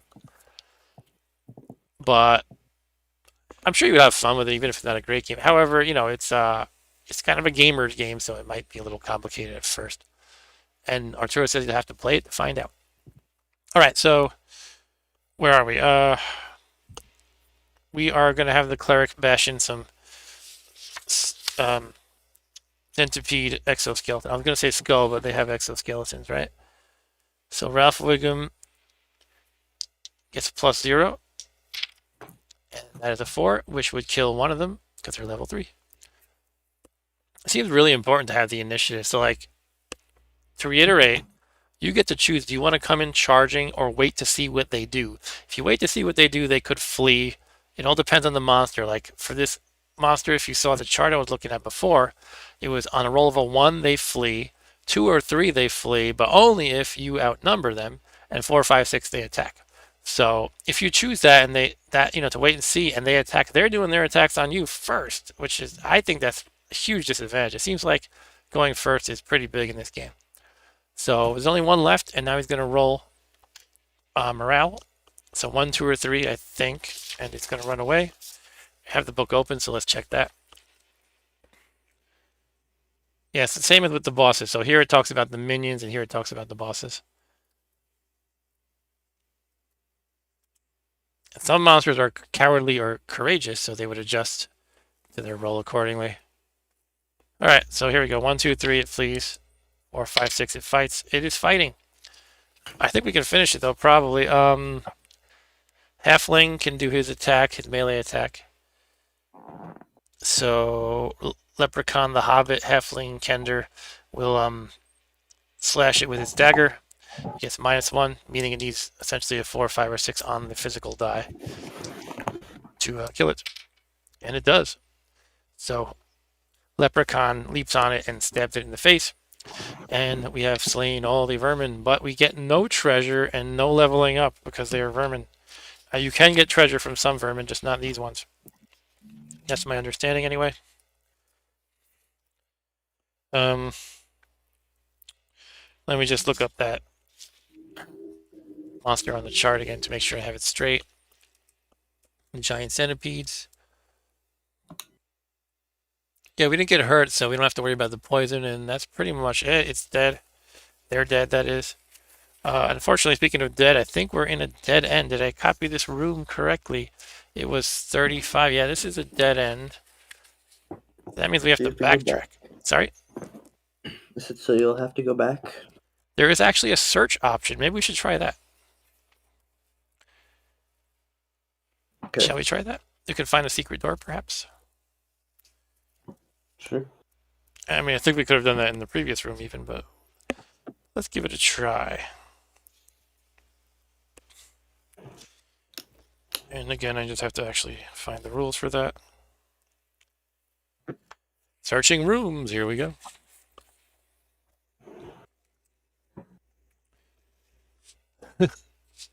I'm just imagining Ryan trying to convince his not much of a gamer wife into playing a Night of the Living Dead board game.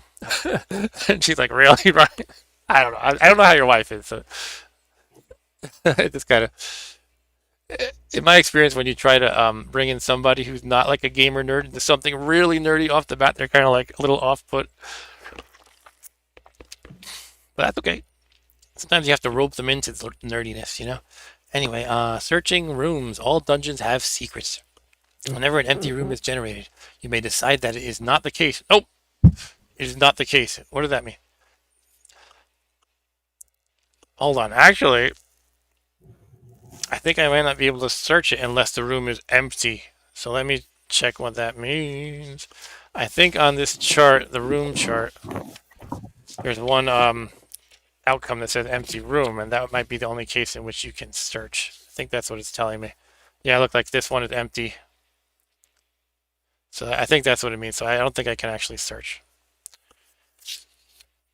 So I'm going to go with that and backtrack. Now, just to complicate matters, I think you have to roll for wandering monsters if you backtrack. As long as I have them right here, let me check that.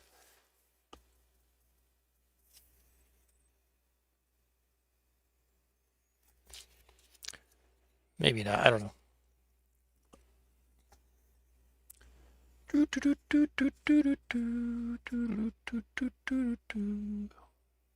By the way, I can have my cleric heal people. I just don't know if it's overkill because they're only down by 1 life. So I should check that out probably, though.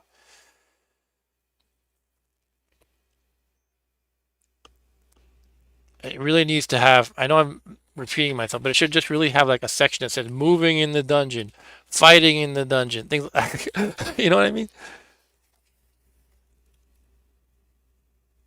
'Cause I feel like there was something I read about when you backtrack, you have to, I don't know, do something. Screw it. Okay, we're just gonna walk to the next room and pretend nothing happens. But yeah, I wanted to check healing. The cleric healing ability, is it worth doing now, or should we wait till we're hurt more? Here we go, the cleric. Cleric can use the healing power 3 times per game. Heal a number of life points equal to D6 plus his level. Yeah, it seems like it would be overkill to do now. A couple people took 1 damage. I think 3 of us took 1 damage each, so rolling D6 plus a level seems like overkill. On the other hand, though, we only have so much life, and if you're dead, you're dead. But I think we're good for now. Anyway, we're going to backtrack. We go to this kind of circular-ish room. Circular-ish. We're back here now. And let's see, which one do we want to go to? The left corridor or the right one? You choose, Rob. Go right. That's cool. Ryan says that his wife loves board games, and he says, my wife has infinite patience. That's great. My daughter and her boyfriend are obsessed with Spider-Man. Is Spider-Man huge right now, Rob Bob? Well, there was a new movie, right? Yeah, they have the new movie. I don't know anything Yep. besides that. Mm-hmm. Come on, you're the young kid. You know all the cool things that are going on. Don't know anything about Spider-Man going on. Yeah, I think it's pretty popular. Pretty much all the Marvel stuff is hugely popular. Every time any movie comes out, I think. Most of them, anyway. And which one did you choose? I'm sorry, was it this one? The right one. Okay, we're not going through a door. I don't know if that actually matters. By the way, there are some optional rules for having to deal with locked doors, but I decided to skip that because it's optional. But I guess we just roll on the old tens and ones chart. So 52. That means... Okay. Arturo says, except for Eternals, everybody hates Eternals. No idea why. I see so few movies, even Marvel ones, that my nerd cred is pretty shattered. But I don't watch many movies either. Rob Bob watches like no movies. It's very interesting. I have to like force him at gunpoint occasionally. I just don't really watch TV. That's actually not the worst thing. Here's a door on the west side, and then we go like this, and then we go a little something like this door. And okay. All right, so we are here. Which way, Rob? So, go up. Okay, we're going north. That's good because I feel like to the left there's not much room. And the right we might run into this. Alright, so we're going north, and once again we actually have to roll for what's in the room, duh. That might help. Ryan said the newest movie I watched is 1999 The Living Dead. I'm assuming you're joking, right? Nothing after 1990. See when my camera gets a little angled. Alright, so here we are on the old dungeon and room building chart. Let's roll 2 dice. We got a 7. That means roll d6 on the minions table. The minions table. I bet they're like the little yellow guys from Despicable Me. They're all gonna rush out of the room and bite my ankles or something. Okay, here we go. Minions table is right over here. And we roll 1 die. Hopefully we don't have like a horde of skeletons. Look at this. D6 plus 2 skeletons. 4 is D6 plus 1 orcs. Now, I think maybe one of our guys hates orcs. I have to check though. I think that was the elf. Was it the elf? Yeah, I don't have the elf. Maybe the barbarian. I'll check. I'll review all the characters. But we have D6 plus 1 orcs, level 4. Ooh. Okay, that could be bad. I mean, tough. Treasure, normal. Orcs are afraid of magic and must test morale each time. Ah, that's good. Each time one or more is killed by a spell. If a spell causes their number to drop below 50%, they will test morale at -1. They never have magic items in their treasure. Treat any rolled magic as d6 times d6 gold pieces instead. Okay, so basically if you roll on the treasure chart that they have magic, instead you get a whole lot of gold. And the reaction, they actually, they'll accept bribes apparently. If I roll a 1 or 2, they'll let me go essentially for 10 gold per orc, which I don't think I can really afford because between all my Seems pretty guys, expensive. yeah, between all the guys, we have 7, 8, 9, 10. So if there's only Dude, one orc, but it's I think impossible I for have me to orc. one. Yeah, it's d6 plus 1.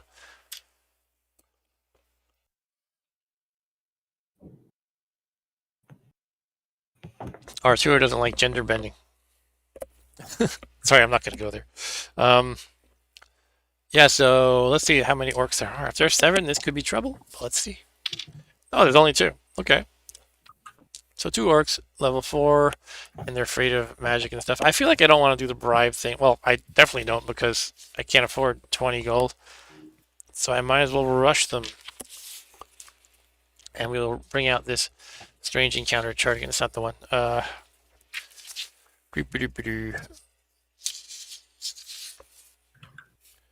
Okay, so we have minion 3, as it were.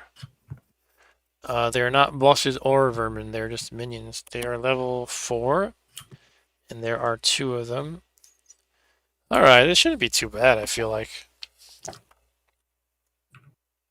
So let's just rush them. And again, I'm pretty sure you get the sling attack first, range attacks first, so Mr. Halfling will use his sling. Good night, Mr. Z. So let's roll the sling. -1. He needs essentially a 5 or 6 to kill one of the level 4 orcs. He does not get it. He misses or bonks off of their armored skulls or something. So no problem to the orc there. No damage to the orc there. And now you rush into the fray. Oh yeah, let me check those bonuses, the character class bonuses, because some people hate orcs so much that they're good at killing them. If anything, I think it might be the Barbarian. I don't know. Let's check though. Okay, Warrior, we don't have Cleric. They only add their full level when attacking undead creatures. We don't have Rogue. We So do they're have Wizard. Sorry? I just said so they're good against undead. Correct. Wizard hasn't actually used his magic yet because we really haven't had to, it seems like. Barbarian. Oh, he actually doesn't hate any particular monsters. He just can do his rage. Elf hates orcs. Dwarf does not hate orcs, but we don't even have them anyway. Halfling hates the giants, trolls, and ogres. Is that everybody? I guess it is. Okay, so nobody hates orcs enough. Damn. Can't you guys be more racist? Okay. What did you say, Ryan, about I did see the Korean guy from Eternals in Train to Busan. Fantastic zombie movie. Yeah, I've heard that's good. I haven't gotten around to seeing that. I should do that sometime. My brother likes to host these sort of Sunday night streaming things where he plays movies, usually horror movies, but not always. Maybe I'll join him tomorrow. Usually it's hard for me to join because Mondays I go to work and so it doesn't really work too well with Sunday night. I try to get other things done after putting my daughter to bed. But I have off for Martin Luther King Day, so maybe that'll work for me on Sunday and maybe I'll watch some crazy movies with my bro and his friends. But we'll see. What am I doing here? Oh, we are killing orcs. There are 2 of them.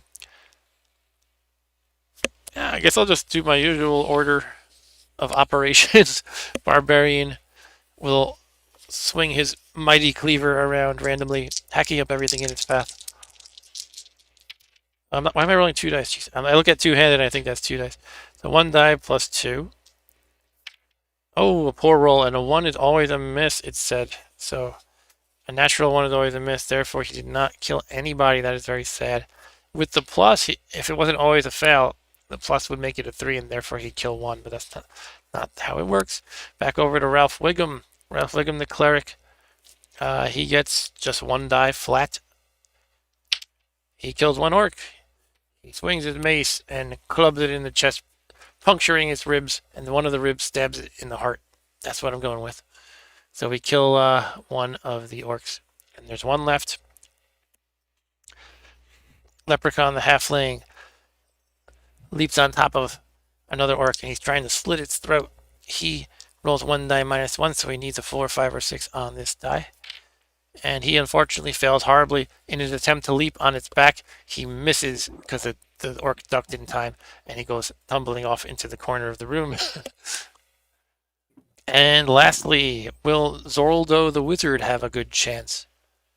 He has a light hand weapon that's crushing.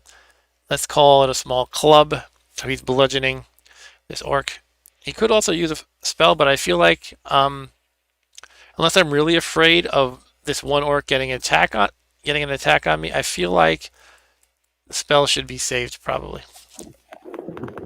So let's get this attack in. It's at -1 because he's got a light hand weapon. So again, 4, 5, or 6 will kill it. And he does. The not so, fighting inclined wizard manages to take out the second and final orc. Hurrah and huzzah.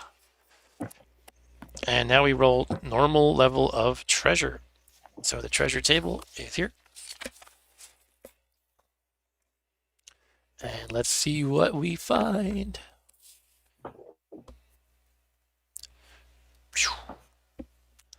I want to roll something really nice. 3, all right. A scroll with a random spell. Okay, now I have to read on how a scroll actually works.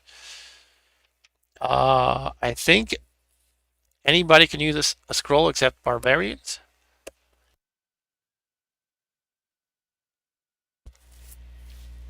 Ryan says, you know me, Ryan, you Mark. Why are my daughter's friends named Paxton and Griffin? What happens to traditional names? Okay. Paxton and I'm not going to make fun of anybody's name, but yeah, that's not too traditional. Actually, when Rob Bob here was born in the year 2008, I was looking at the popular names, and they were like this: Aiden, Jaden, Braden, Caden. I was like, what's going on here? Do you know people with these names, by the way, Rob? Yeah, I know a bunch of people with those kind of names. And there was other things mixed in there, like Elijah and Jacob, but I was like, what's with all these names that rhyme with Aiden? And somebody told me that it was because there was a character on the very popular Sex and the City named Aiden, and that was popular with women at the time, especially that show. And then there's just a million kids with that name and also rhyming names. You got your Keaton and your Bradens. Anyway, so Jaden. We have slain the orcs and we rolled our treasure. It is a scroll, and we're going to figure out how scrolls actually work.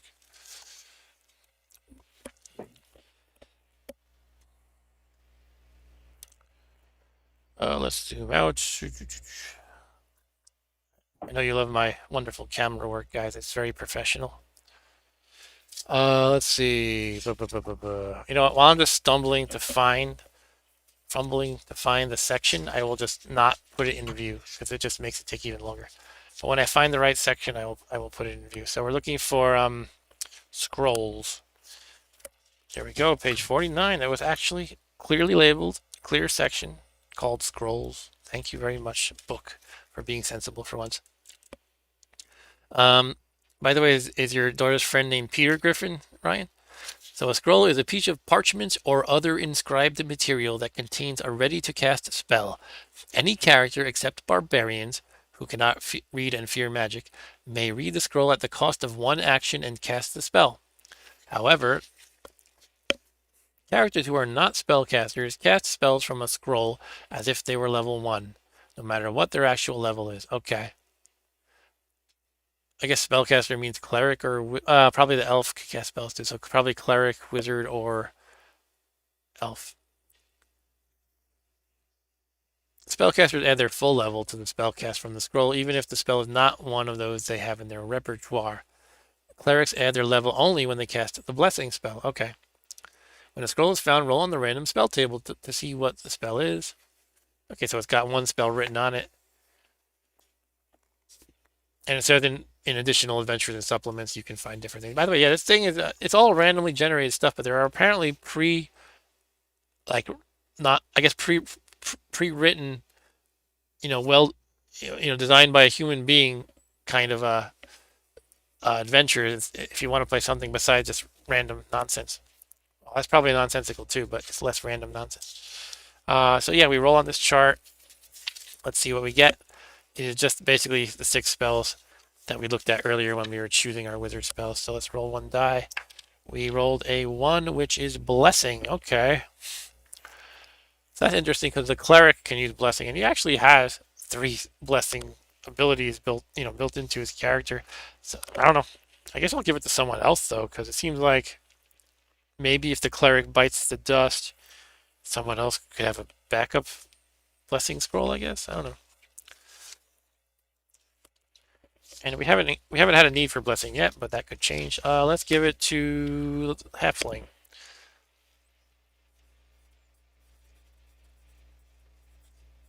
Blessing scroll in my horrible doctor handwriting. I guess they should pay me like they pay doctors, right, Ryan? If my handwriting is this bad. Okay, now we have a choice. Wait, did we get XP? Wait, that was not a vermin. It was a minion, but I thought they said only the bosses give you XP. Oh, it's every. What was it? Every 10 encounters? I guess the vermin don't count towards that. Let me check the leveling up section again. I'm sorry that I'm so confused, guys. Yeah, alright, so it's every time you kill a boss, complete a quest, or survive 10 encounters with minions, not vermin. So this guy does count, but he's only one of 10 encounters that would count. So if you look at our encounter tracking sheet, that's why they have this thing you circle in like boss or vermin, essentially. It's because it matters. Vermin don't count, but this was not a vermin. I should write what they were just because that might be helpful to remember and kind of fun too. Orcs, these were centipedes. And at first we found that weird guy that I don't even know the name of, but it's a weird guy with the gaze. We'll call it weird guy with gaze.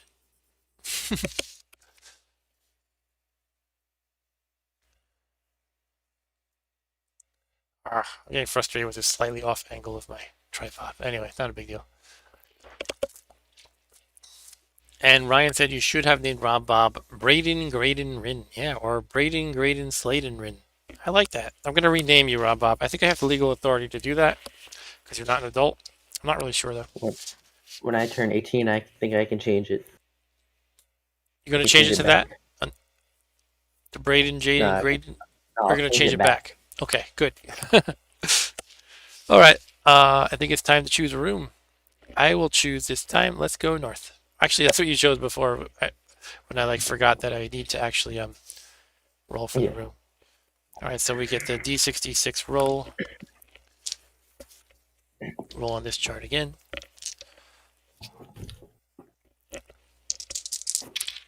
We got a 63.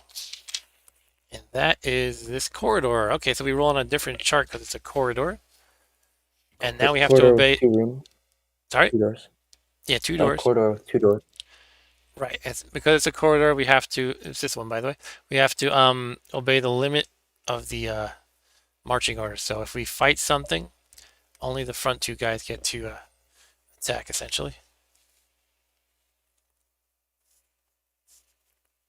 Got a door here and a door there. And 2 more squares up here. Alright, so we're in a corridor. Bring out the table. So we're looking at this left side. 1 die, not 2. Sorry. Oh, it is 2. 5. That means empty. Roll d6 on the special features table. Okay, so there might be something special here. Just have to find that table.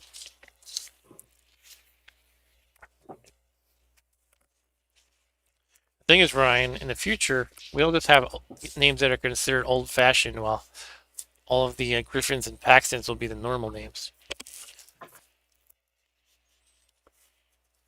I know someone who names all their kids after like places. They have like London and Madison and Brooklyn. And that seems to be a popular trend too. It's weird. My name is the Lower East Side of Manhattan, and I'm downtown Albuquerque. Special features table, not special events. It's something else. My name is Salt Lake City. I want to roll the epic rewards table, but I'm not there yet. Oh, look at this. They have a hatred summary table for all the racists, for all your racist needs.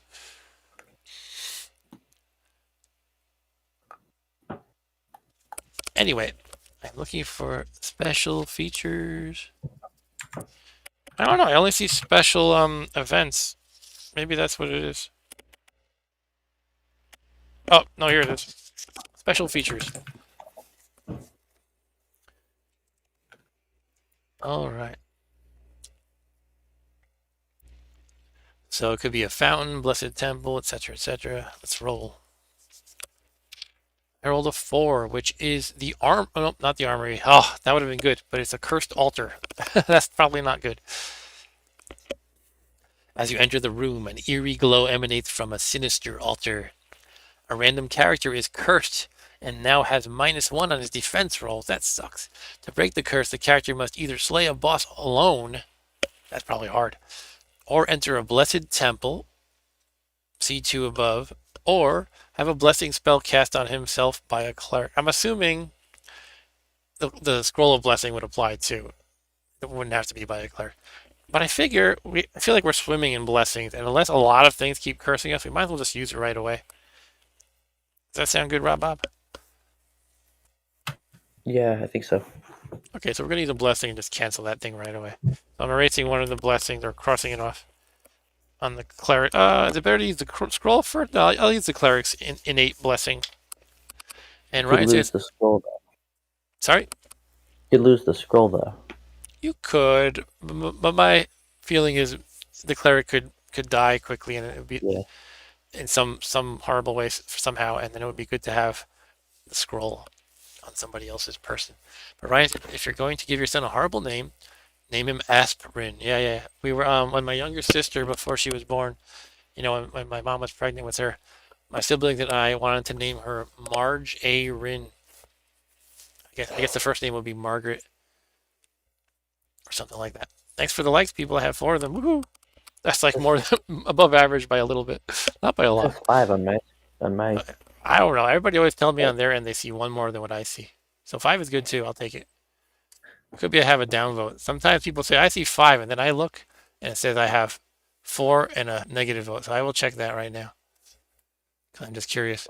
No, it just says 4. Okay. Like in different screens, it tells me different things. Anyway, it says 4 on both screens of mine. Whatever. Not that important, really.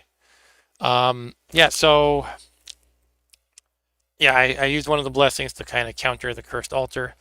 And that's it. We can continue west or east through these doors, or go north. You choose, Rob Bob. Let's go to the left. To the left. Now what I really need is a camera, like 1 camera for the manual, 1 camera for like each reference sheet. This is actually quite a setup for me. I don't usually have this. I don't really have a standalone camera. I use phones. So I have my main phone in front of me, and my wife had an old phone that she doesn't use anymore. So I'm using that as my overhead view here. And I have my laptop's camera right here to look at me. And it's kind of cool, actually. I think I like this setup. It's not perfect. Things are a little bit unstable, like when I knocked my overhead camera before. Stuff happens. I'm not a pro by any means. But it's fun. It's cool. I'm enjoying myself. Hope you guys are enjoying this too. But yeah, we're going to roll. What'd you say? We're going west? Yeah. Okay. 62. That looks like a corridor too, but it's a four-way intersection. Look at that. It's just a simple little four-way. So you go anyway. Yeah. All right, there it is. We are in this intersection. RJ Rin, exactly. And once again, we roll on the corridor side of the chart instead of the room side.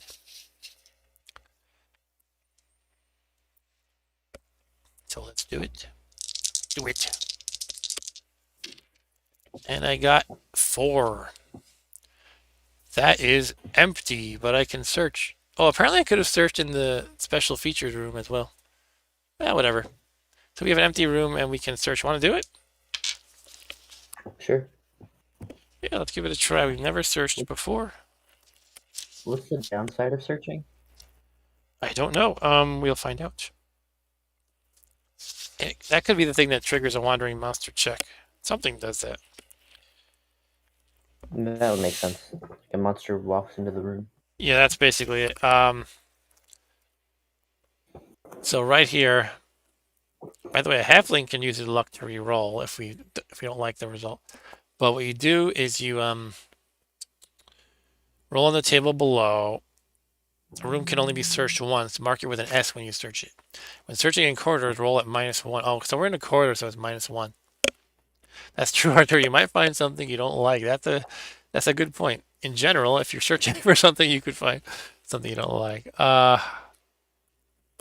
Okay, so if we roll a 1, we find a wandering monster, or a group of them. Wandering 1 or monsters. 2. 2 to 4, room is empty. 5 or 6, choose. You either find a clue, which is I'm getting a clue, Arturo, or a secret door, or a hidden treasure. Okay, so it's not great odds with the -1, but what the heck, let's give it a try. We could use one of the. Oh, we already used one of the halflings' luck, and he only has 1 left. So, I don't know. I think I would be inclined to save it, but let's see. Oh, cool. All right. 6. Yeah, I rolled a 6, which becomes a 5 because of the -1, but nonetheless, we find a clue, a secret door, or a hidden treasure. Okay. So let's go over those options. I did read about the clues before. We do have the secret door section right here, so let's check that out. You found a secret door or passage. Draw a door on one side of the current room or corridor and roll another random room that connects with it.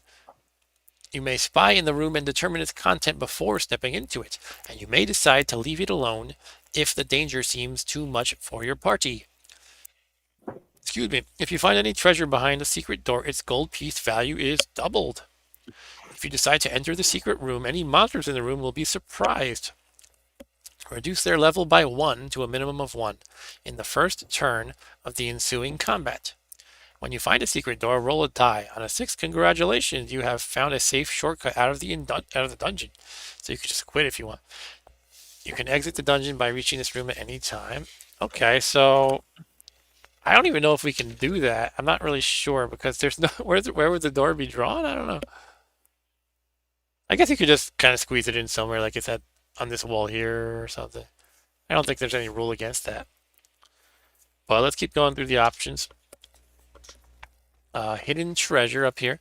Searching the room yields a lucky find. A loose brick or floorboard hides 3d6 times 3d6 gold pieces. However, there is no such thing as a free lunch. Before determining the amount of gold found, roll on the hidden treasure complication table below. And that can be an alarm goes off, or there's a trap, or there's a ghost protecting the gold. I think I want to do that option because that seems fun and fruitful. And we've been poor the whole time, so our guys are starving for some cash. But the other option is a clue. I think I'm getting a clue. A character found a clue for something big.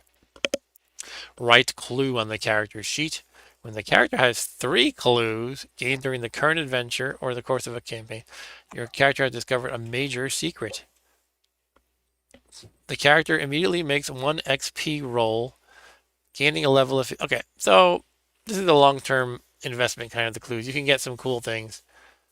That might be good to do, but I kind of just want to try the hidden treasure for now. Do you agree, Rob? Yeah. Okay, so we're gonna go with the hidden treasure for now. But basically with the clues, yeah, you collect 3 of them, and then you get these really cool options available. Like you find the weakness of a monster, a boss of your choice. You find the location of a secret treasure. You can make a deal with a monster at any time, I guess. You know, the location of a magic item, etc., etc. It goes on. There's a lot of cool options with the clues. But we're going to go with the hidden treasure. So we roll a ton of gold, and then we have the complication. Do you know how much 3d6 by times 3d6 is? Do you have a calculator ready, Rob Bob? Yeah. Might need math from you. The first roll is a pretty good 11. So 11 times. So 11 times. That's a low roll, unfortunately. 11 times 5. I know what that is. It's 55. Still, that's a 55. ton compared to anything we've found so far, right? Yep. So it is a little lower than I like, but, you know, relative to what could have been. But it's still pretty cool. Sure, so we'll give... I almost want to split it up, but it's like, math is hard. Here, we'll give 20, 20, 20, and 15.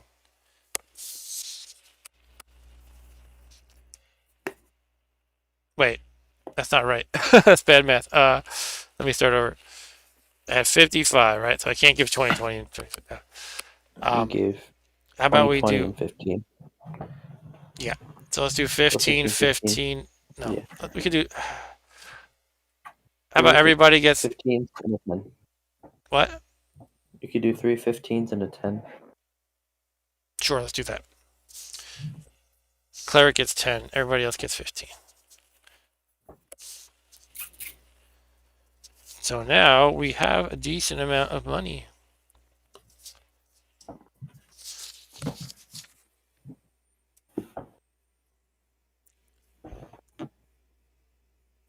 Let me show you our current purses, how big or how thick our wallets are.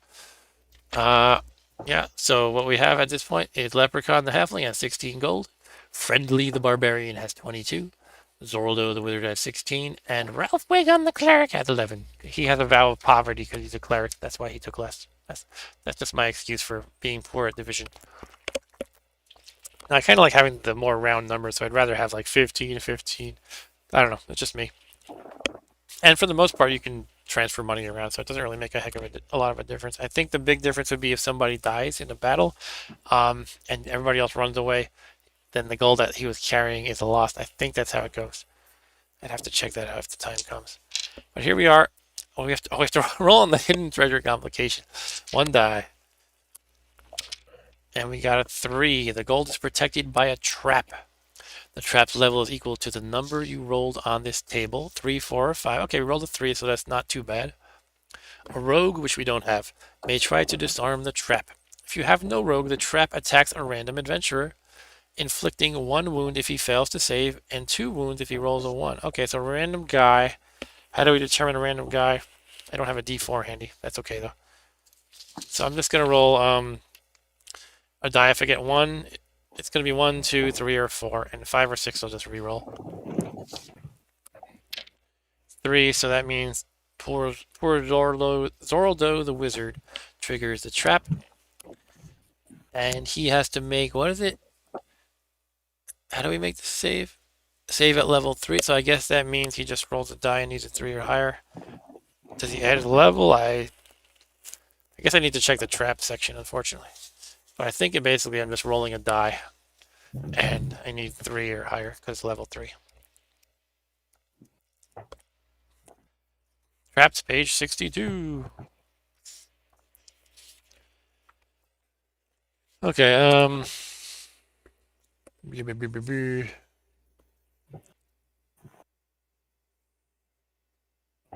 so these are specific kinds of traps, which are... I'm not actually rolling on this table in this case, I don't think, right? Wait. Did it say, like, roll on the traps table, or no? I don't think it did. Treasure complications.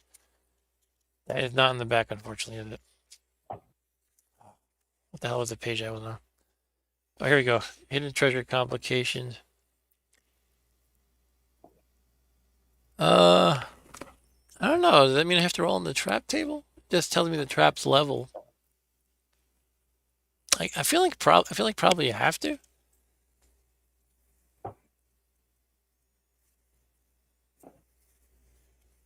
Yeah.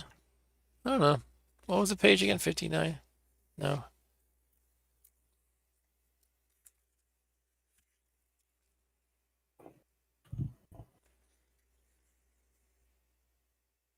No, actually, now I'm leaning towards not because each of these traps has a specific effect defined in this section, and then here it defines the effect separately. So I think it's just its own thing, and you don't have to roll here.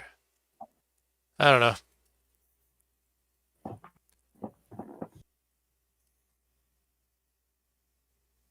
Yeah, I'm gonna go with that. So, and as far as the saving roll goes, I think it's just to roll the die, and I need to get 3 or higher. I'm gonna go with that. Okay, 3 or higher, or Zoldo takes the damage, and if I roll a 1, it's 2 damage.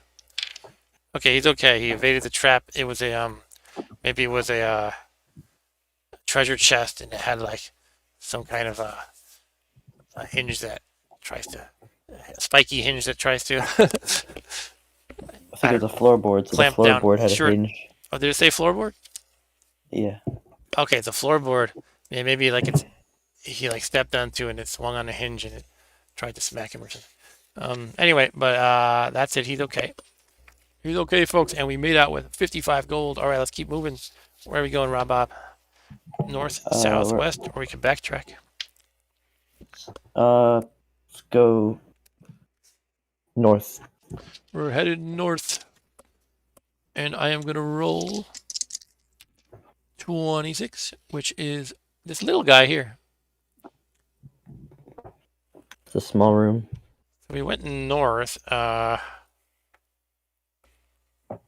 which I guess technically would mean that you would rotate it like this. And this would be where we come in, I think, maybe. Yeah. So think that so. means it's actually touching the adjacent room, sort of.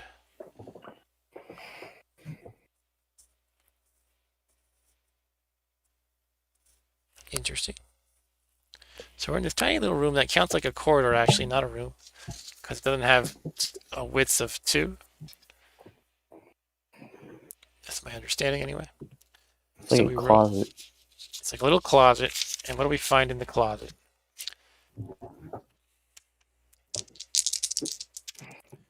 A 10 in the corridor, which is empty, and you can search. What do you say? Search again? Yeah. More gold. More stuff. That was quite a score.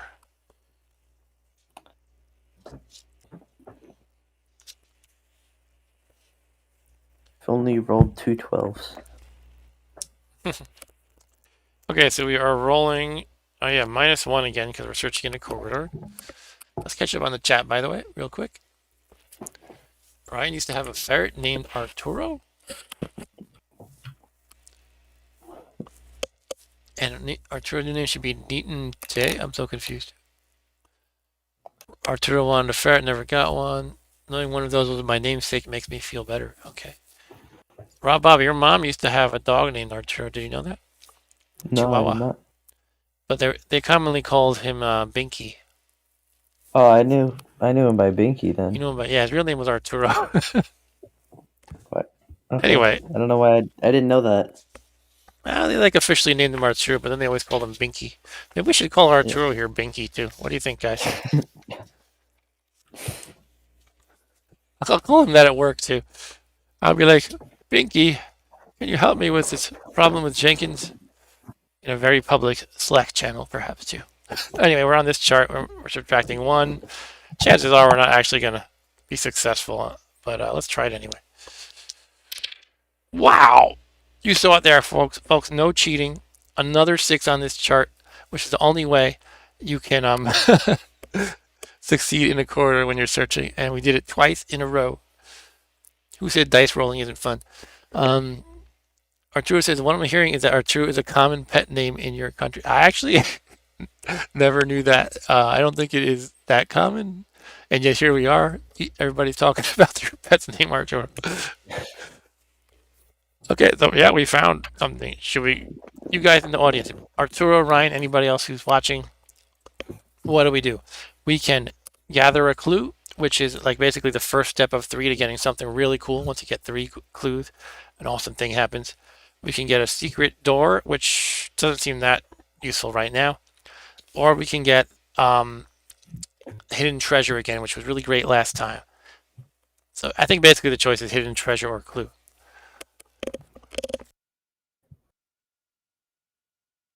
Um. Yep. I feel like if you choose clue, you're not going to get 3 by the end of this.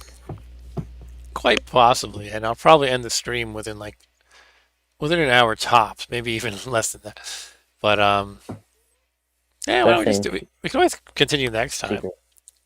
Arturo Alright. votes for clue. Okay, Or let's was go it with clue. Now I think I pick one character who has the clue, and again that could be So just So they can't tell it to anyone else. They just have to I guess keep it with them in their mind. it's okay, Ryan. We just which kind of reward do we want for searching, and we decided to go with clue. Yeah, I think it's one character. Okay. Yeah, and that could matter because if the character dies, then you're out of luck, right? All right, so I think Ralph Wiggum should get the clue. I'm giving Ralph Wiggum the clue just because I like the idea of Ralph Wiggum being like, I have a clue, it's in my nose, or something like that. I don't know. So I'm putting it under abilities, I guess. Oh no, actually there's a nice handy area down here where you can check off clues. So let's do that. Ralph Wiggum has got a clue. All right. And now where do we travel next? I'm going to go to the other door in this tiny little corridor.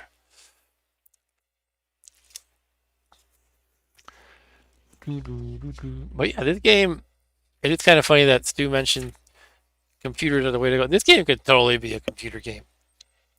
But part of the fun is, to me, it is part, once, except for fumbling through the rules, part of the fun is just manually doing everything. And computer games, they don't tell you every little bit of logic that goes in. Now, obviously, that means, it's a computer, so it can have really complicated logic and you don't have to worry about it. But it's like a different experience when you have to do all the processing yourself. You're like the CPU. Yeah, What's that? you can make plan better. That's true. You can plan better because you have to know the rules. Well, it's just a different experience ultimately. Anyway, let's roll on the chart. And to be clear, we are going through this door right here. And we got a 15, which is this guy. Didn't we get him before? Maybe we did. I don't know. Something similar, I think. Okay. I don't know. I'm not sure about orientation. Should I just draw it however I feel like fits? I think that's the general theme in this game is let's go with what fits. And if you're at the edge, just truncate room. So I don't know. I'll just go with how I think it's supposed to work. It seems to be like you're coming in from the left always, right? Maybe not though. Maybe not because some of them don't really make sense in that context. Like 42 here. But that was my initial impression that you were kind of going from the left. I don't know. I'm just gonna draw it however. Let's say you can orient it however you want. How about that? Yeah, I think that kind of makes sense. It probably even says that. It's just I would have to flip through the manual to find that, and I don't think I care enough. But the general impression I get is they don't think you need to be a stickler about exactly how the rooms are drawn, that you must have exactly this many squares on your graph paper, stuff like that, I don't think that kind of stuff matters that much. Exactly. So we're gonna draw it like that. And then we roll on the old table. I think I'm gonna go. Okay, Rob Bob heading out. Thanks for joining, Rob Bob. Thanks for playing. Bye. Have a good Bye, night. everybody. Good Rob night. Bob says bye, everybody. By the way, if we want to have a little extra fun, I actually have more of these counters that we could use for the monsters. Like, here's... Oh, these are mostly characters still, but, you know, you have this weird, like, blue wolf thing and a minotaur and stuff. I could just pull some of these out just for fun, if there's anything that roughly matches what I'm actually fighting. So maybe I'll do that. These come from an older edition of Tunnels and Trolls, I believe the 7th edition, if anybody cares. I like these guys. They're pretty nice. While plastic or metal miniatures are nice, they kind of look ugly unless you paint them. And painting is like a whole project of its own. It's like a whole hobby of its own. So I think little counters are nice, and they're cheap too. Anyway, in the room, let's roll to see what happens. We got a 6, which is roll on the vermin table.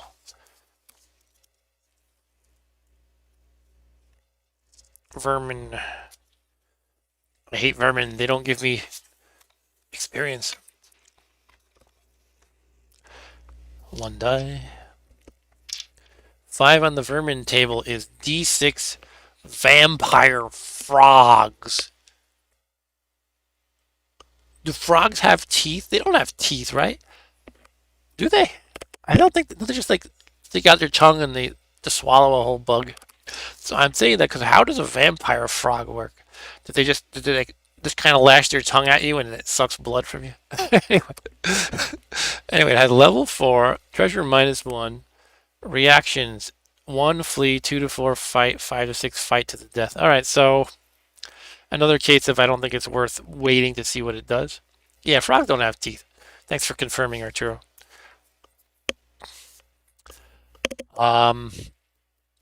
But we'll see how many this could make the difference. You know, so far we've been pretty lucky, I think, with the quantity dice rolls. Not this time. We got 5 vampire frogs at level 4 to deal with. Level 4, it's, you know, it seems about average-ish or slightly above average. But this could be a little bit of a challenge this time. So far, the only challenge at all was that weird monster that we fought at first. It had a special attack that damaged us. Otherwise, all the combat has been smooth sailing, including the rest of that particular combat, the thing with the gaze. But now we are fighting some vermin. It is number 4, level 4, and count 5. So we have to kill 5 of these level 4 vampire frogs. Did they have any special things going on? I don't think they did. You think they would because it's just such a weird name. You know, it's not like a generic thing. But I think, okay. I was gonna say that I think vampire frogs. Oh, I just knocked my camera. Hopefully we're all good over here. I was gonna say I'm gonna say that vampire frogs are undead, but I think after reading the skeletal rats, which explicitly say undead, that I unfortunately cannot count the vampire frog as dead. Maybe it's more like a vampire bat. That, you know, it's not really an undead creature. So it's not undead, and therefore the cleric doesn't get the bonus. But here we are. It might be time to use a spell such as Fireball. Just nuke these guys, perhaps. What do you guys think? I actually want to review casting spells in combat just to make sure I understand that. And I apologize, I don't know all the rules yet, but I feel like we're starting to get there.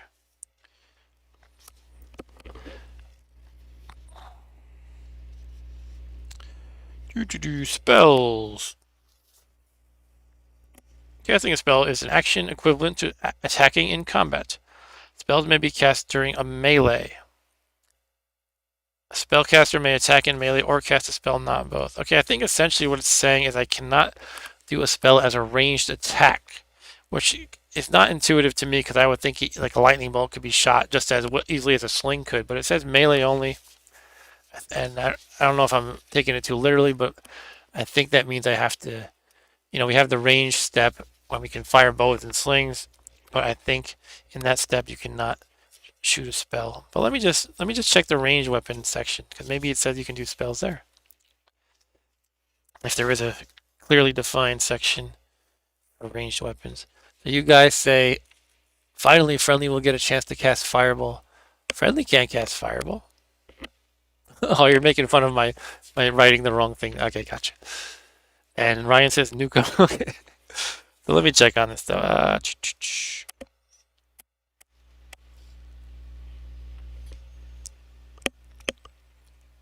Okay, there's no. Yeah, I hate this. Come on. So silly. All right.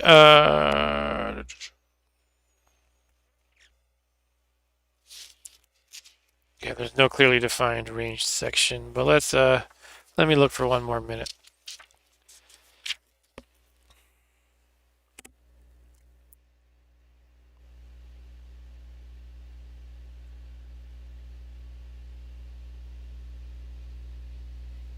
And basically it just says characters with bows and slings may use them only on the first turn. After that, they will be engaged in close combat. In close combat, all characters are assumed to draw their close combat weapons. If they have none, they fight at -2 using punches and kicks. Spells may be cast as normal in rooms. Spellcasters are tough enough to withstand a melee hit and still be able to fry opponents with a fireball. Yeah, I guess it's a melee thing for some reason. Okay. It could be that even though it doesn't sort of make sense in the context of the game world, that maybe like in terms of game balance, it would be too powerful to be able to bless all your spells or something. I don't know. Okay, so we are fighting 5 vampire frogs. I say we attack them and not wait and see once again. And Leprechaun the Halfling can fire his sling, which again has a -1, meaning he needs a 5 or a 6 to kill one of the frogs. And he gets one. Look at that. He kills one of the level 4 frogs, because 5 minus 4 is 4. And therefore we cross off one of the vampire frogs.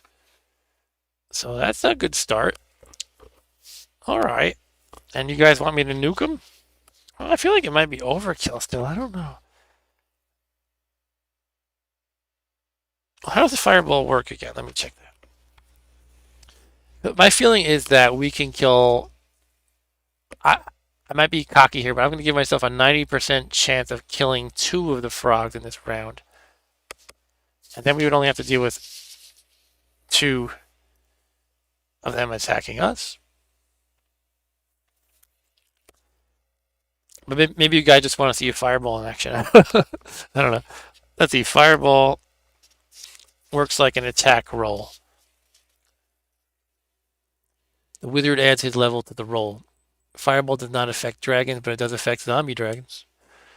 Used against minions, Fireball slays a number of creatures equal to the wizard's die roll, minus the level of the minions. Okay, so I add my level and I roll a die, right? So I would need to roll on the physical die a 4 to kill one of them, 5 to kill 2, and 6 to kill 3. That's basically how it works. Yeah, why don't we just try it? You guys want to see a nuke? We're gonna nuke him. But consider this though. Actually, consider this. Since all our guys get to attack first, why don't I have the other 3 do their melee first? And if they each kill 1, then it seems like a waste to use magic. If they only kill like 0 or 1 between the 3 of them, then we can use a fireball. Let's go with that. I think that's a decent plan. Alright, so as usual, Thundar the Barbarian, Friendly the Barbarian, is gonna make his roll. And he does not have a seething hatred of vampire frogs, unfortunately. But he does get +2, because +1 from his weapon and plus his level for being a good fighter type, essentially. And he gets a 3 + 2 is 5, meaning he just takes out 1 frog. If I had rolled a 6, that would be a +2, and he would take out 2 frogs. And by the way, I don't know if I missed this, but anytime you take an action and you roll a 6, it's supposed to be an explosion where you roll another die, and each 6 kind of adds to the total. So if you roll that in combat, any natural 6, you can just keep rolling. Here we go. Here's the rule on that. Whenever you roll a 6 performing any character action, immediately roll another d6 and add the result to the total. This is cumulative. If you roll another 6, roll again, add to the total, etc. So, okay, Ryan's peacing out. Thanks for joining me, Ryan. It's been a lot of fun. Love chatting with you. And I guess I'll probably see you on Monday Mame, which I plan on doing for the day I'm off, which is Martin Luther King Day. Maybe we should do a Martin Luther King Day stream. I don't know. There's no games about him that I know of, but we could do games by black designers or something. Anyway, but yeah, let's keep fighting. That was the Barbarian. He killed one. Cleric whips out the mace and adds what? Adds 0 ultimately. And this is actually something that doesn't matter yet, but once she levels up, or here, whatever it is, half the level gets added to the attack. So at level 2, that'll be a decent bonus. Let me fix my camera again because I'm clumsy. Oh man.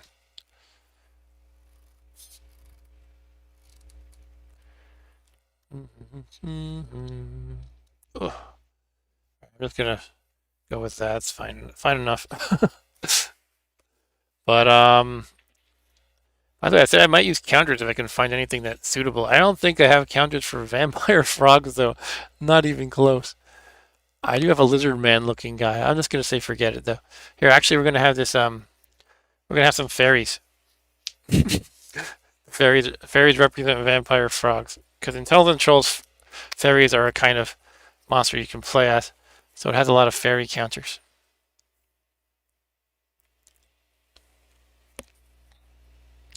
Alright, so how many are left? We killed 2. So there's 3 left. Okay, we got the vampire frogs here represented by fairies. I know it's very silly looking. But vampire frogs are very silly inherently. Yeah, so Cleric rolls rolls a 5. That just kills 1. So another one's down. Yeah, I'm starting to think there's no need to use the fireball. And next up would be the Halfling. Wields his dagger. He's stabbing at these vampire frogs.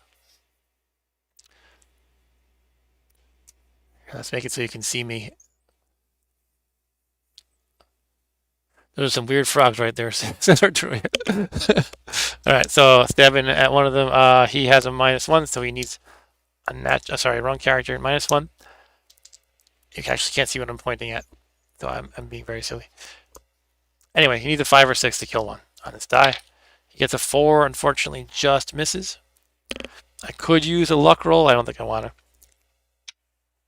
Okay, so I'm gonna just have the wizard melee. It's possible I won't kill any, but I think we'll be in okay shape. And actually, it might be refreshing to see an attack on us. We haven't actually had a regular attack against us so far, just that special gaze attack. But anyway, let's try to kill it with Zoraldo and his crushing light hand weapon. So it's a club, let's say. He rushes over to one of these little frogs and goes squishy, squishy. But unfortunately, he rolls a 1, which is a horrible miss. Maybe he actually knocked Ralph Wiggum in the head, and he goes, "Ouch, that hurt." All right, so we're stuck with 2 frogs who got to attack us. And how does this work? We roll our defense, I believe. So yeah, you don't actually roll for the monster per se. You roll on your defense. And if you look at our characters, let me revert our windows to some semblance of normalcy here.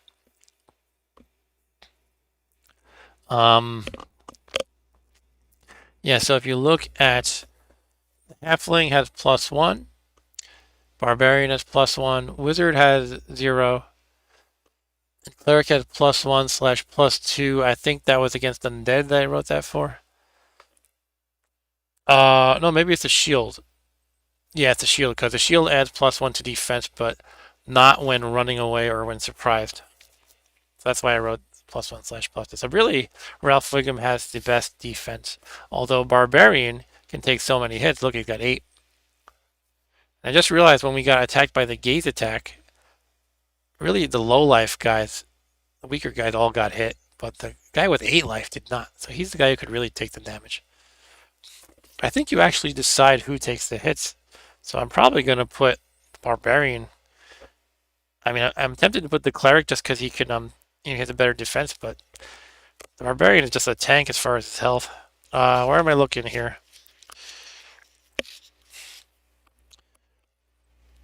Bear with me a second.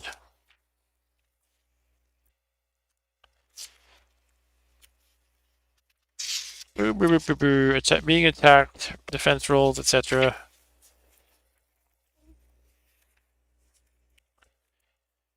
Okay, here we go. And it's over here. Excuse me. Monster turn to attack. The monster do not roll dice. The characters who are attacked make a defense roll against the level of the monsters. The defense roll is modified by armor, shield, and by the character's level in the case of rogues.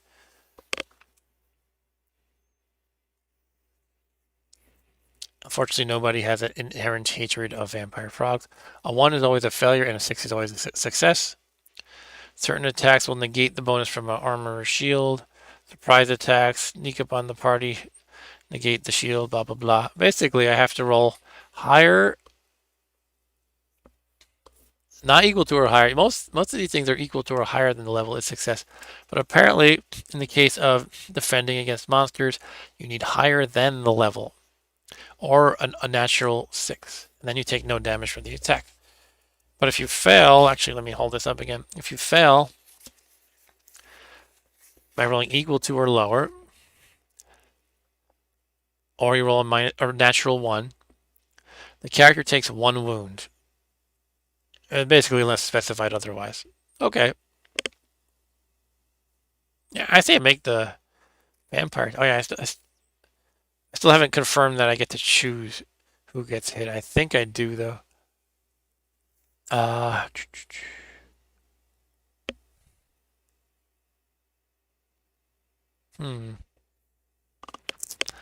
here we go.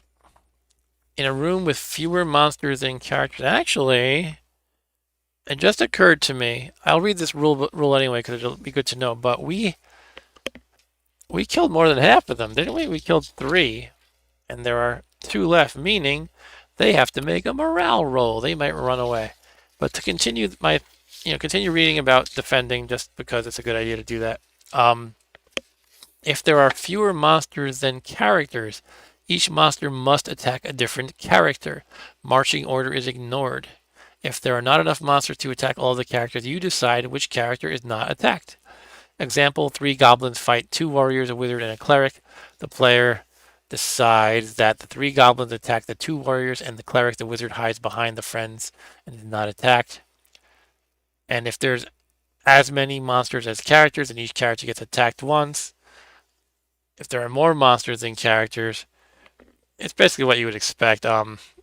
Each character receives an equal number of attacks, and you decide who receives any outstanding extra attacks. Exception, if the monsters hate one character class, they will always perform extra attacks on that class.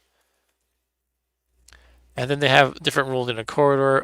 Basically, the 2 characters in the front have to take the hits instead in that case. Okay, so yeah, I think we get to make the morale roll though. So 1, 2, or 3, and these frogs just run away. So let's try. Let's hope they just run away. They do. The frogs are out of here. They say, "I'm out of here," and they leave their treasure if they have any. Arturo says, "You decide which ones are not attacked." Okay. Yeah, basically.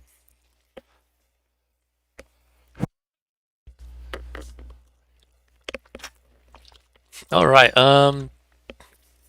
So we get treasure of some sort. I believe it said treasure -1 for the frogs. It did. So let's roll on the old treasure table. It's always exciting to roll on treasure table. I'm actually a big fan of I like roguelikes, but I like charts and tables and random things and just seeing how they all play out. I don't know. I'm just crazy like that. All right, so treasure table -1, which means it's less likely to be good. I always seem to roll poorly on this table, unfortunately.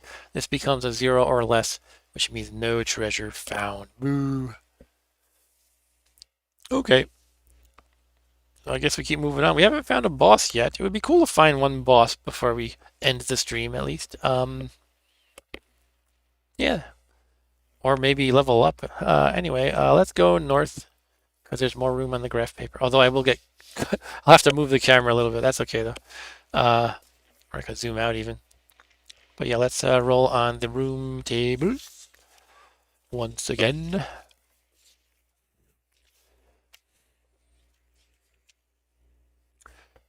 And we roll 41, which is this guy here.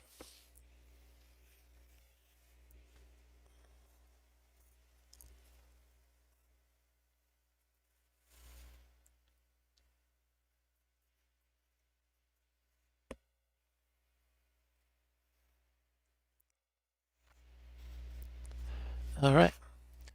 We are in this room.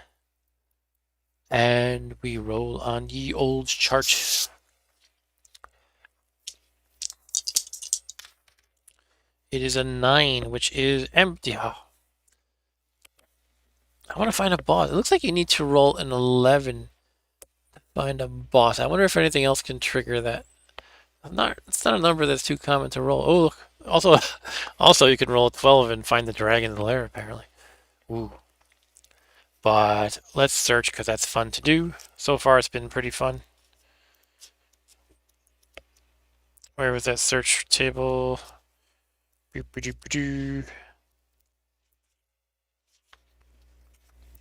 Okay, we're not in a corridor, so we don't get -1. Although that didn't seem to bother us, or, didn't seem to make us fail last time. And let's roll. Oh, by the way, I'm supposed to be writing S when I search a place because I can't do it a second time. I forget where I did it exactly. I think it was in this 4-way intersection and in a different corridor as well.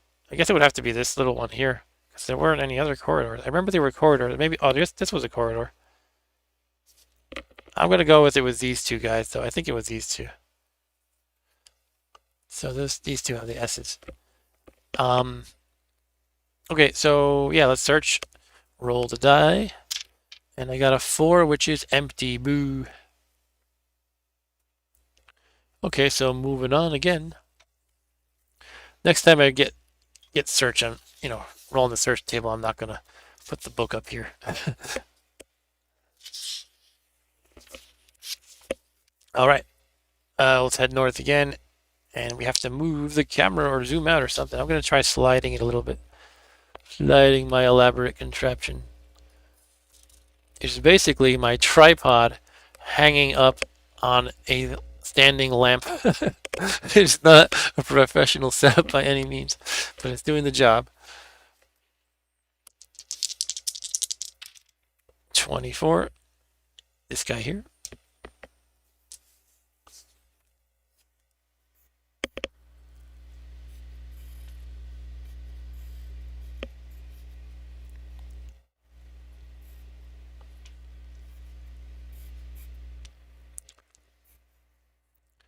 All right.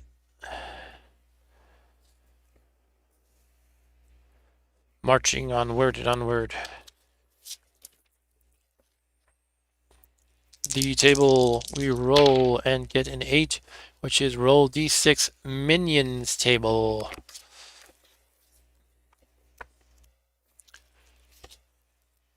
I am getting pretty tired. I might call this stream at 12:15. It's 12 o'clock now. This is the kind of game I could probably spend all day if I had nothing else to do and I didn't get tired, but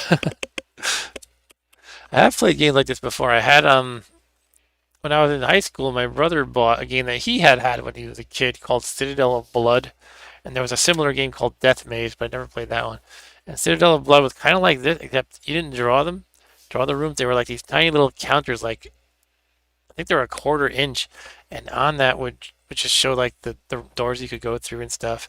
And it was a lot like this otherwise, though. You would just roll on charts to see what monsters you face and things like that. Anyway, we're rolling on the minions table. Whoop, I lost another die. Ah! And pick up the one from last time while I'm down here. Okay. Let's try again. It is a 4. Oh, that's the orcs again. Oh man, I wanted something different. Okay. How many orcs? It is 1 die plus 1. 2 orcs again. These orcs are not really arriving in packs like they're supposed to. It's just pairs of them. Maybe their population is getting thinned from all the adventurers who cull their numbers all the time. Alright, we are on the encounter sheet again. I lost my pencil. My pencil. It fell as well. Alright, so we are on minion 5 here, and they are proper minions. They are orcs, there are 2 of them, and they're level 4 again, just like last time. By the way, this one was vampire frogs. Let's write that down just for posterity. Orcs, level 4, count 2. I mean, it should be cake again, I would think. Kind of wanted to get something different, but oh well. Maybe let's just do it. I think I can just attack them easily. I'm gonna charge them like usual. We use the sling attack first. 5 or 6 killed one. No luck there. Let's melee it. Barbarian goes first. He gets +2. Oh, okay, he killed one even with a 2. Because 2 plus 2 is 4, which matches their level. So that's 1 down. And 1 to go. Next up will be the Cleric, I suppose. +0. And she or he kills the second orc. That's it. They're kind of weaklings when there's only 2 of them. And that's treasure normal. So let's roll on the treasure table again. 1 die. That is a 4, which is 1 gem worth 2d6 plus times 5 gold pieces. Okay. 2d6 times 5 gold pieces. And that is 8 times 5, which is 40. Everybody gets 10. Woohoo!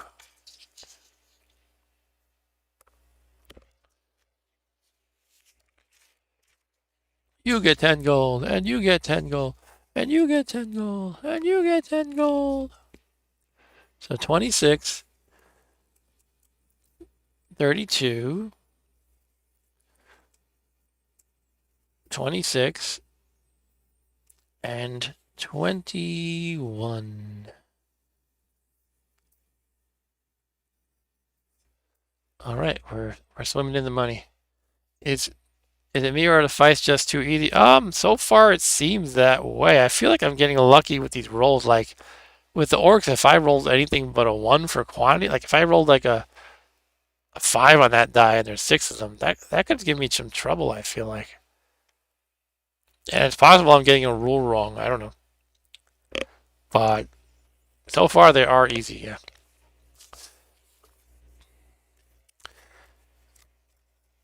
Let me check something about the sling. It might be the case that I have to skip my next turn if I use the sling while we change weapon. I just realized that. So maybe I'm cheating a little bit. I have to find where you use the ranged weapons again, which is not well defined as far as the headers go.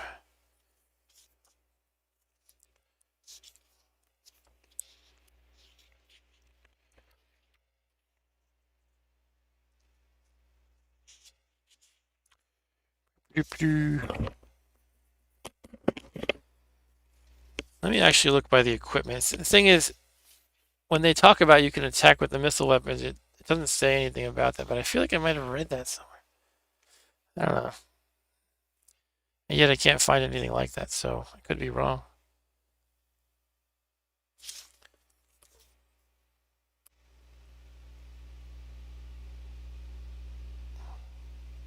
Oh, yeah. It says for the bow. For the bow user will need to spend a turn to put away the bow and draw another weapon. But I'm using a sling.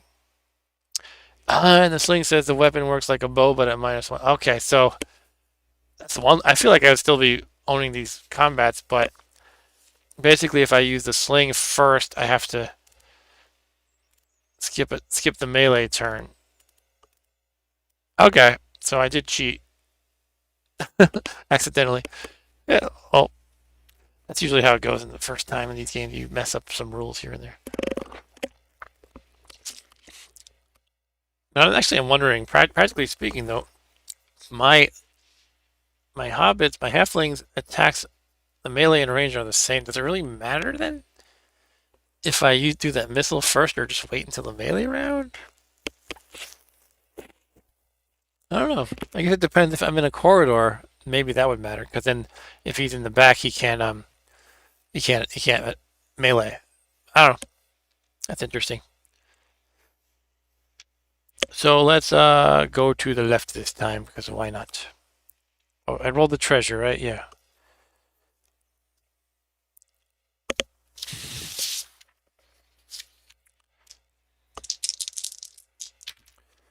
I got wrong dice. I need the 10s and 1s kind of roll, so I need the purple and blue.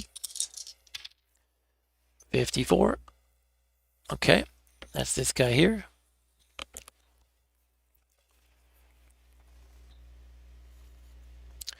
Maybe we'll find something very challenging right now. Arturo.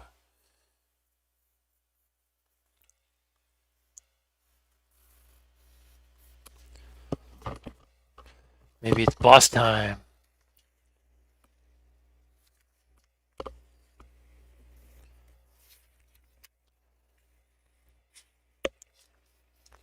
Two dice. I got a 7. Oh, it's minions again. Minions again.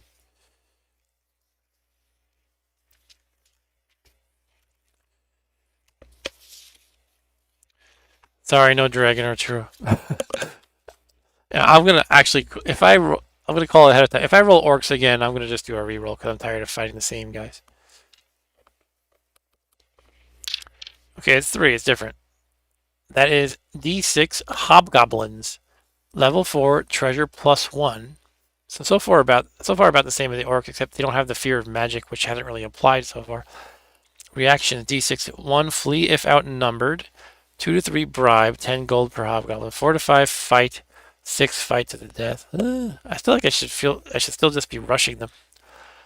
But let's see how many there are. There's D6 of them. 6.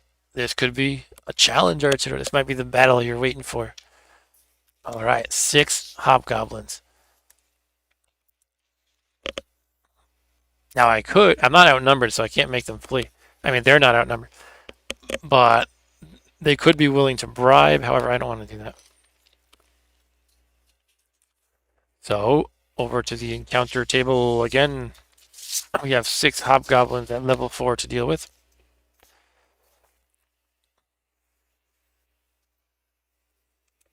Minion 6. Hobgoblins. 6, and then we gotta fireball them now, I think. Okay, yeah, I'm definitely charging them as usual. I'm not really sure of the answer to is it worth using the sling versus the melee for the hobbit.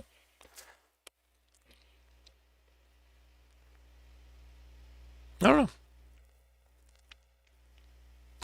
Part of me wants to say it gives me a chance to do an attack first and then see how that goes, but is there any difference between that and making him go first in a melee round, making the hobbit go first in a melee round? I don't think it really makes a difference.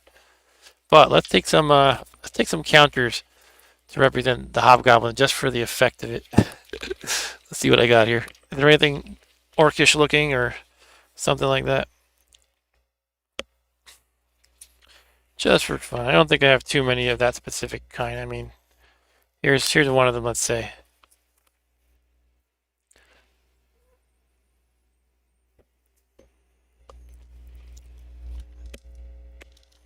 My tripod is sagging now. Okay, that's one of them. Give me another one. 2.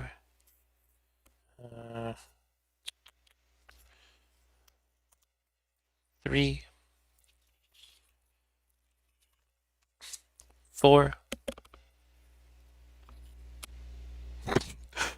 There's a Medusa right here. This looks like a knoll or something, but let's go with it anyway. 5 and 6. Here we go.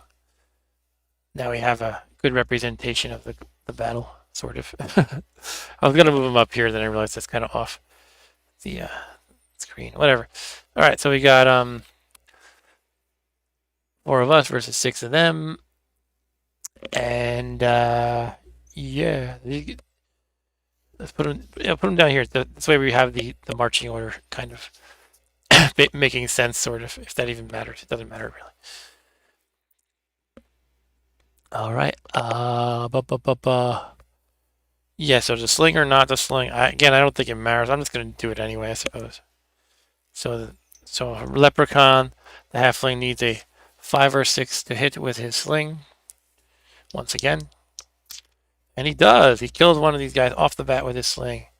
Pachoom!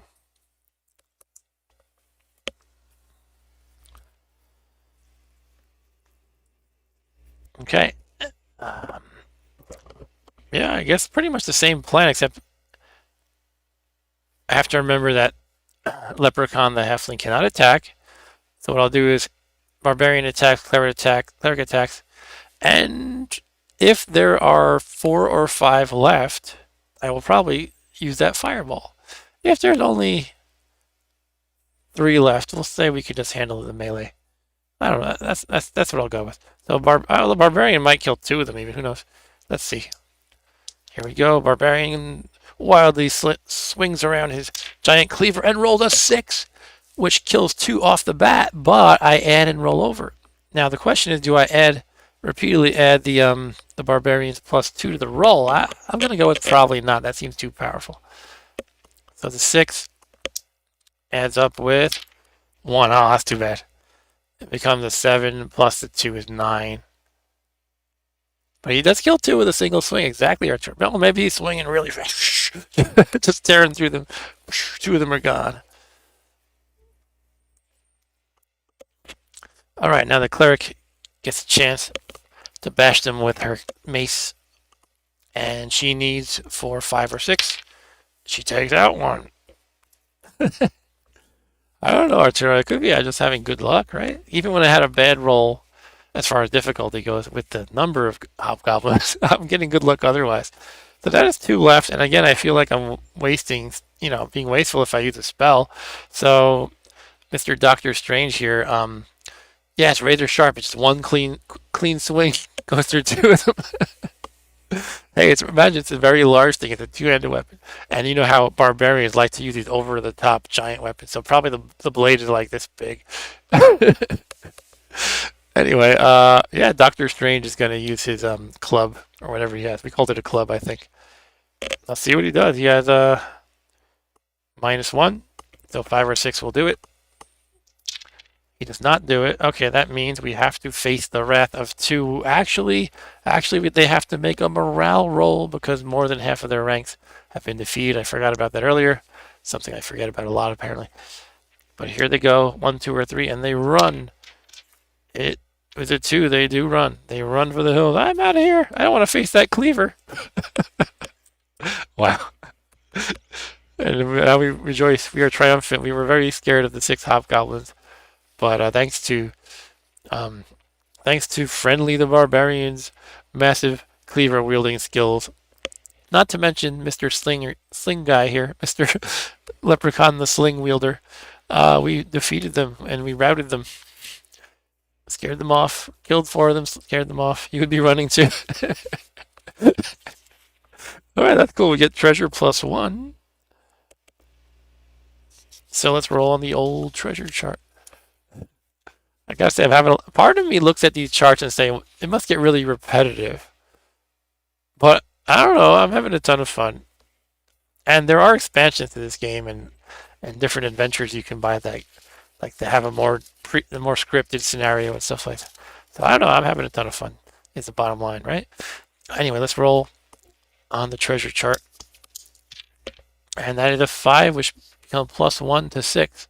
And that is 1 random magic item from the magic treasure table below. Now I might have bumped the die a little, but I didn't really intentionally cheat or anything, so I'm going to say it's kosher. Okay, let's roll on the magic treasure table 2. Ring of teleportation allows the user to automatically, let me move this out of the way, to automatically pass a defense roll by moving that character out of the room. That character may not take part in the current combat, but rejoins the party as soon as the combat is over. After one use, the ring loses its powers and becomes a simple golden ring worth 1d6 plus 1 gold pieces. Okay, that's pretty cool. So that's a free get out of jail kind of thing. Get out of a fight thing. Who wants to use that?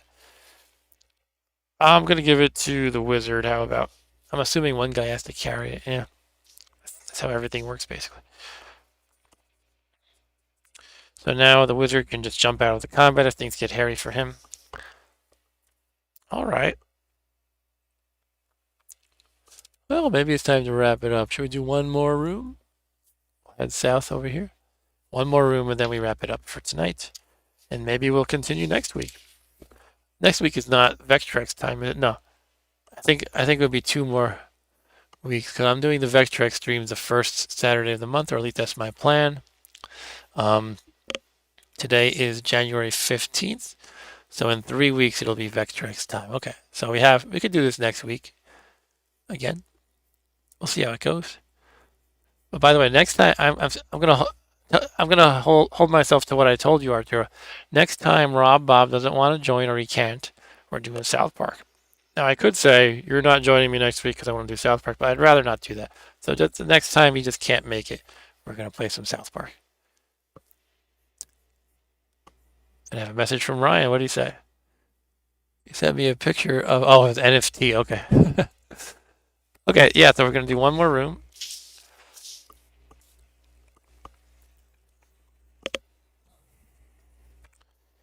So yeah, I guess what I'm getting at is maybe I can do this next week, unless Rob Up doesn't want to join, and then possibly South Park by the time we do the next Vectrex stream, or not. I don't know. I guess he joins most streams, right? He's probably here for like 90% of them. Anyway, yeah, we're going here. 34. I feel like I've rolled that before. Yeah, I have. That's the one that's kind of circular-ish or curved. Maybe that's a different one that's similar shaped. I don't know. Whatever.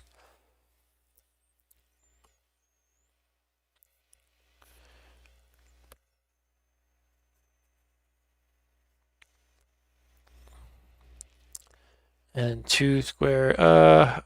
Yeah, 2 square this way, and a door here. I'll have to write down where I left off. I'll just say, you know, I am here, so I don't forget. And a dragon room, hopefully. Okay, we'll see. I wouldn't count on it. It's pretty rare. I would like to find a boss though, even if it's not a dragon. All right, so here we go. I would feel accomplished if I could beat a boss before we end tonight, but we'll see. The boss! I'm so excited, I'm knocking into the camera. 11, boss table. 6. Oh, look at this. You roll on the boss table, and if you roll a 6 on the chart, it is the final boss. That's cool. It was luck, too. I did not cheat the dice roll. You saw that. That's what I like about dice, too. It's so fun when they turn up the way you want them to. Or even when they turn up badly. Like, I don't know. I just like randomness somehow. Give you something to cheer about or groan about. Oh, the dice hate me. Oh, yeah. Anyway, here's the boss table. 1 die. If we roll a 6, it's a small dragon, which is the final boss. Here we go.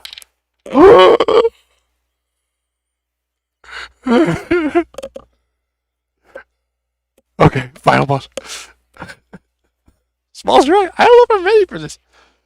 On the other hand, I don't know what I'm supposed to do to prepare. I mean, I guess I could level up. Okay, well, here we are.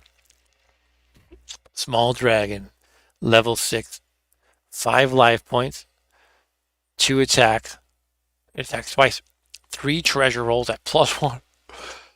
On each turn of the dragon, roll a d6. On a 1 or 2, the dragon breathes fire, inflicting 1 life to all characters who fail to save versus level 6 dragon breath. Each character adds half level rounded down.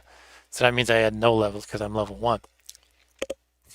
If the dragon does not breathe, he bites 2 random characters. Small dragons are never met as random monsters. Does that mean I don't... Wait, hold on. That doesn't stop me right there. Small dragons are never met as random monsters. But it specifically said if I roll a 6, it's the final boss. I'm just going to go with it. I'm not sure what else it means, though, right? Like, I don't know. I'll ask about it on like Board Game Geek or something, but we're going to go with fighting it. And Arturo, what do you say? That's a worthy finale for a great stream. I think it is. It like works out perfectly. It's not like anticlimactic. It's let's fight a tough battle in which we'll win the game if we do win. Reactions. We can actually not go in there charging. And if we roll a 1, it's sleeping, and we all get to attack at +2 for our first attack. 2 to 3 bribe. It wants all of our gold with a minimum of 100 gold or 1 magic item. Screw that. 4 to 5 fight. 6 quest. I could have it give me a quest. That would roll on the quest chart. Okay, the quest chart's right here, by the way. It might say bring me the head. Okay, I'm actually gonna go to the bathroom quick, and you decide what I do, Archer. I'm actually gonna decide too, but you can throw in your advice, and I will be right back.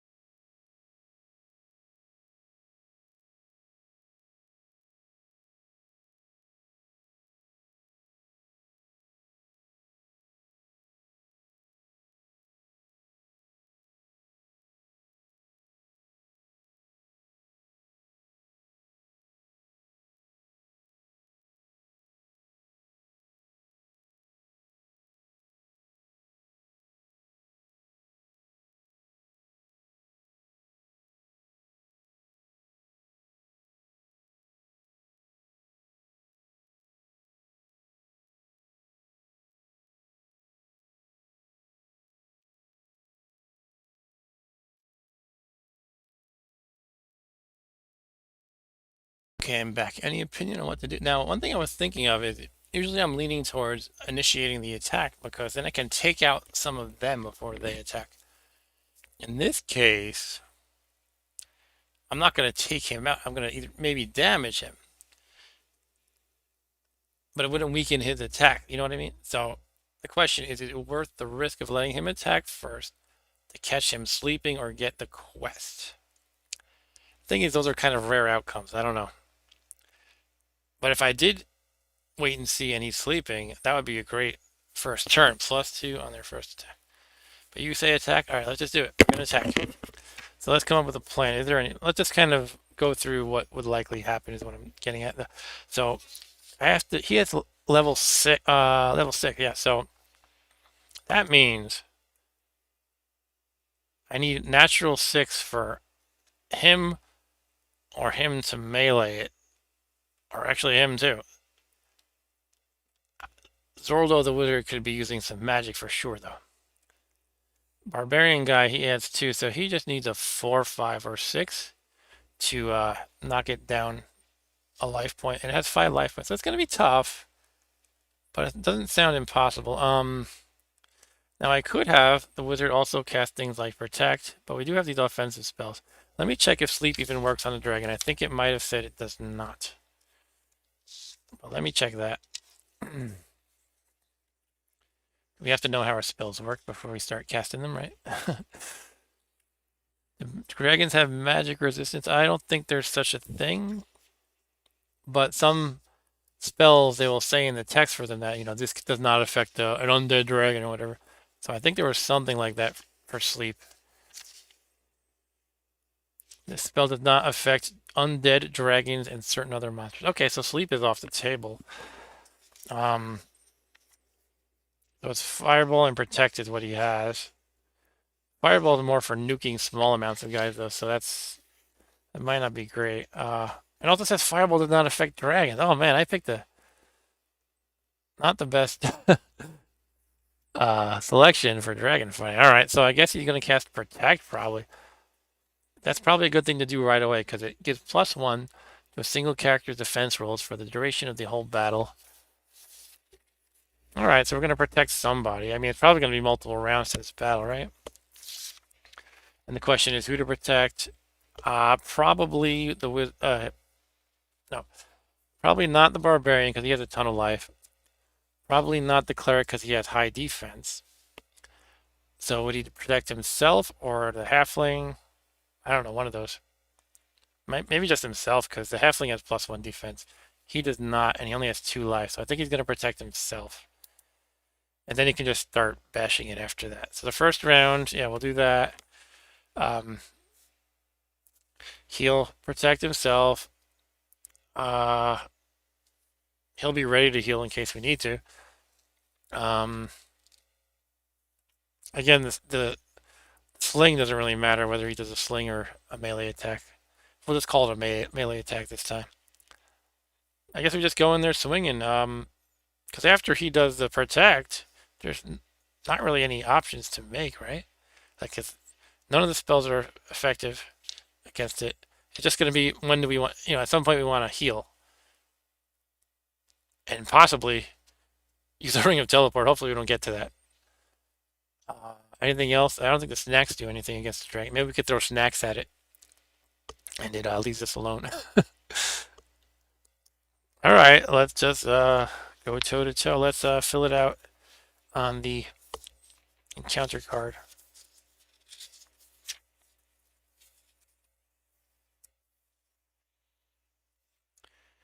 I do have this weird feeling that we might be doing it wrong by fighting this guy, but again, I'm just going to go with it because it wasn't too clear. And this is fun, so. Alright, so here we have the boss. Small dragon. Level, was it 6? There's one of them. Thank God there's only one. It has 5 life points.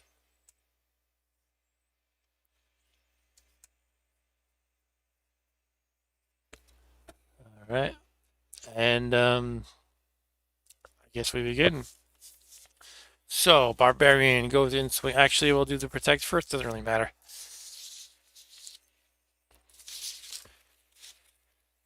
Yeah, we cast protect. And now we have +1 defense. Next up, that was the first attack, action of the round, basically. Barbarian goes in swinging with the mighty cleaver. We need a really good blow here. +2 he gets. He needs 4, 5, or 6 to inflict 1 damage, and I think he needs to be like getting in 1 hit every turn. Otherwise, we're going to be. It might not happen every turn, but we need as many as possible. So he rolls, unfortunately, a 1. That's an auto miss. All right. Next up, Leprechaun the Halfling needs a 6. Does not get it. Ralph Wiggum the Cleric needs a 6. Does not get it. Not a good start. The Dragon. To roll a die, does it breathe fire or attack twice, basically? 1 or 2 is fire. It is not firing, it is biting. It bites 2 random characters. Okay. We'll go with how we randomized before. 1, 2, 3, 4, and I'll just re-roll in the case of a 5 or a 6. 4, he's attacking Leprechaun the Halfling. That's the first bite he gets. And what does he do? I guess I have to make a defense roll, and I have to match its level. So I add my defense, which is 1, and I have to match level. No, I have to exceed the level, it said, right? Oh, crap. This is going to be tough. And that makes me realize it might have been a waste casting Protect if I need a 6 in either case, right? Maybe I'll take back that action if that's okay. Let me see if it would help in the case of the Fire Breath, though. No, it would not, because I have to make a save roll, which I don't think uses defense. So I'm going to take this back. He did not protect. Because ultimately, I need +2 defense for it to matter. I don't know, this fight doesn't seem to be promising. But at least he'll get an attack now. So let's do that attack. So we need a 6 once again. No luck. Alright. Boy, that sucks that none of his spells are useful in this battle at all. Okay, now the dragon attacks the halfling. And again, he needs a 6 to avoid the bite. Are all our champs level 1? So yeah! Nobody leveled up because we need to either beat a boss or kill like 10 non-vermin minions to level up. We didn't quite get there. Alright, here we go. Need a 6 for the halfling not to get bitten. He gets bitten. Down to 2 life. And who else gets attacked? 2 random characters. Does that mean a different one? Does that have to be a different one? I don't know. No, I guess we'll go with a different one. So, 1, 2, 3, 4, 5, 6 would be the random roll. 1, 2, he goes for the cleric, who actually had a better chance. 5 or a 6, because of the +2, will fend off the attack, essentially. She doesn't make the roll. So she takes a damage, or he, whatever it is. Down to 3. So far, no roll has gone in our favor. So far, this attack, this battle. That sucks. You don't add your level to the defense roll, do you? Let me check on that. I don't think you do, but that is something important to know.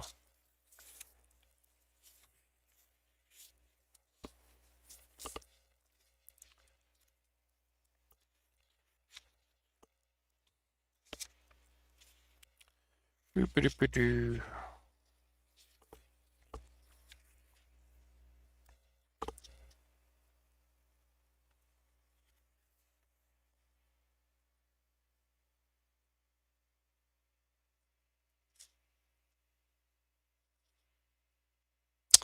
Sorry, I got distracted by something random I saw. Attacking. Now, am I looking up? If you roll defense, do you get to add your level? I don't think you do, but I just want to make sure. Oh, only in the case of rogues. Rogues get to add their level to the defense roll, but we have no rogues. Okay. So that was our 2 bites, and now we get to attack. Really, I need just good rolls and nothing else to say. I mean, I could always run away, but let's just go. We're not that dead yet. We're not that dead yet. Let's go. All right. We need you to roll 4, 5, or 6, Mr. Barbarian. So do it. 6, and that explodes. So we're gonna roll again. 4. Okay, so 4, and then we add 2, so 10 plus 2 is 12, which evenly divides, 6 evenly divides into 12, so 2 damage to the dragon. That's a good roll.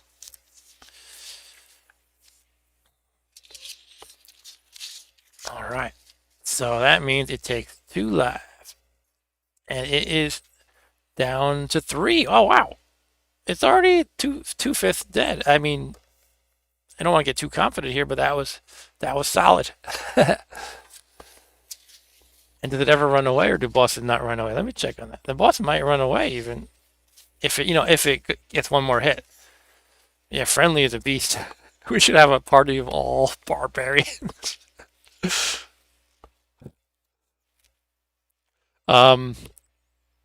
Yeah, boss. Maybe the final boss is an exception. I don't know. I gotta check the morale roll though.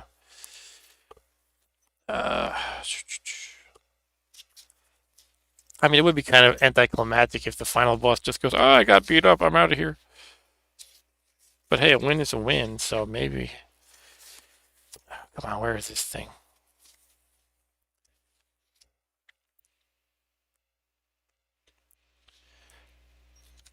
The morale rolls. I think it's earlier than this.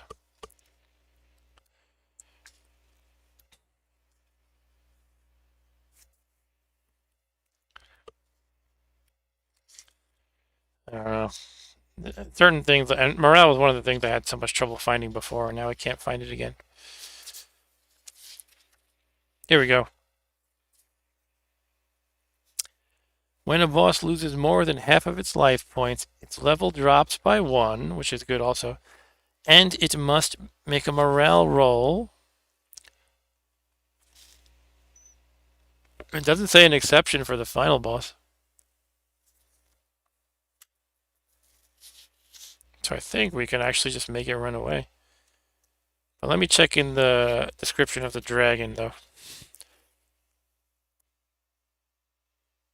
Yeah, it doesn't say it can't run away in the description of the dragon, so I think it could just run away. He's hardcoring the run. Yeah, he's our beast. All right, so let's keep going. Maybe one of these guys will get a lucky hit in, and then let's just run away, possibly. Yeah, I guess we'll go back to the sheet. Yeah, who's up next to clobber the dragon? I will say we don't need healing yet, so let's go Ralph Wiggum the Cleric. He summons up all his strength and hopes for a 6. He prays to the gods, whatever gods he worships, for a 6. And does not make it. 5 won't do it, right? Let me just make sure. Yeah, it's level 6 and he has a +0. So he does not pull it off. Let's go, Mr. Halfling needs a 6. Rolls a 5, unfortunately. 2 5s. Those would be great rolls otherwise, but. Lastly, Zorldo the wizard stabs it in the eyeball. Will he succeed? No. He tried to stab it in the eyeball. Alright, the dragon comes back at us. Uh-oh. On a roll of a 1 or 2, it breathes fire, otherwise it bites. It is breathing fire. I think that we all need to make a save. And we need a 6 because it's level 6, or we take 1 damage each.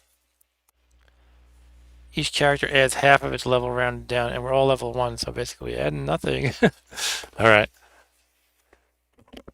Alright, so roll for this guy. Basically anything but a 6 and we take the damage, 1 damage. Halfling takes 1. Does Friendly the Barbarian take 1? He does. Does Zorldo the Wizard take 1? He does. Does Ralph Wiggum the Cleric take 1 damage? He does. Ouch. Okay, so we better have the Cleric heal up somebody. We're at 1 life, 7 life. 1 life and 2 life. Oof. Okay, this is getting ugly. At the same time, I feel like we can do it. Yeah, Ralph is like, I'm helping. Okay. So why don't we see what everybody but Ralph Wiggum does, and then we will decide if we want to heal or not. Okay, so first off, friendly. We're really relying on friendly here to get in a hit.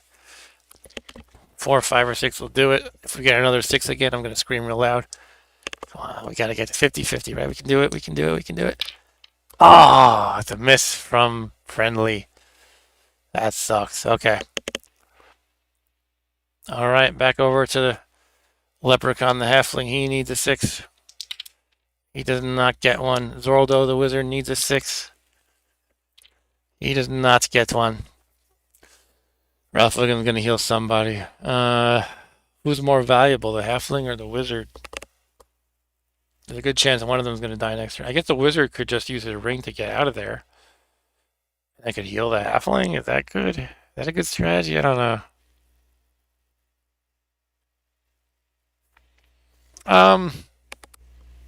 Let me read up on healing again. I think it's 1 die plus his level or something like that in healing.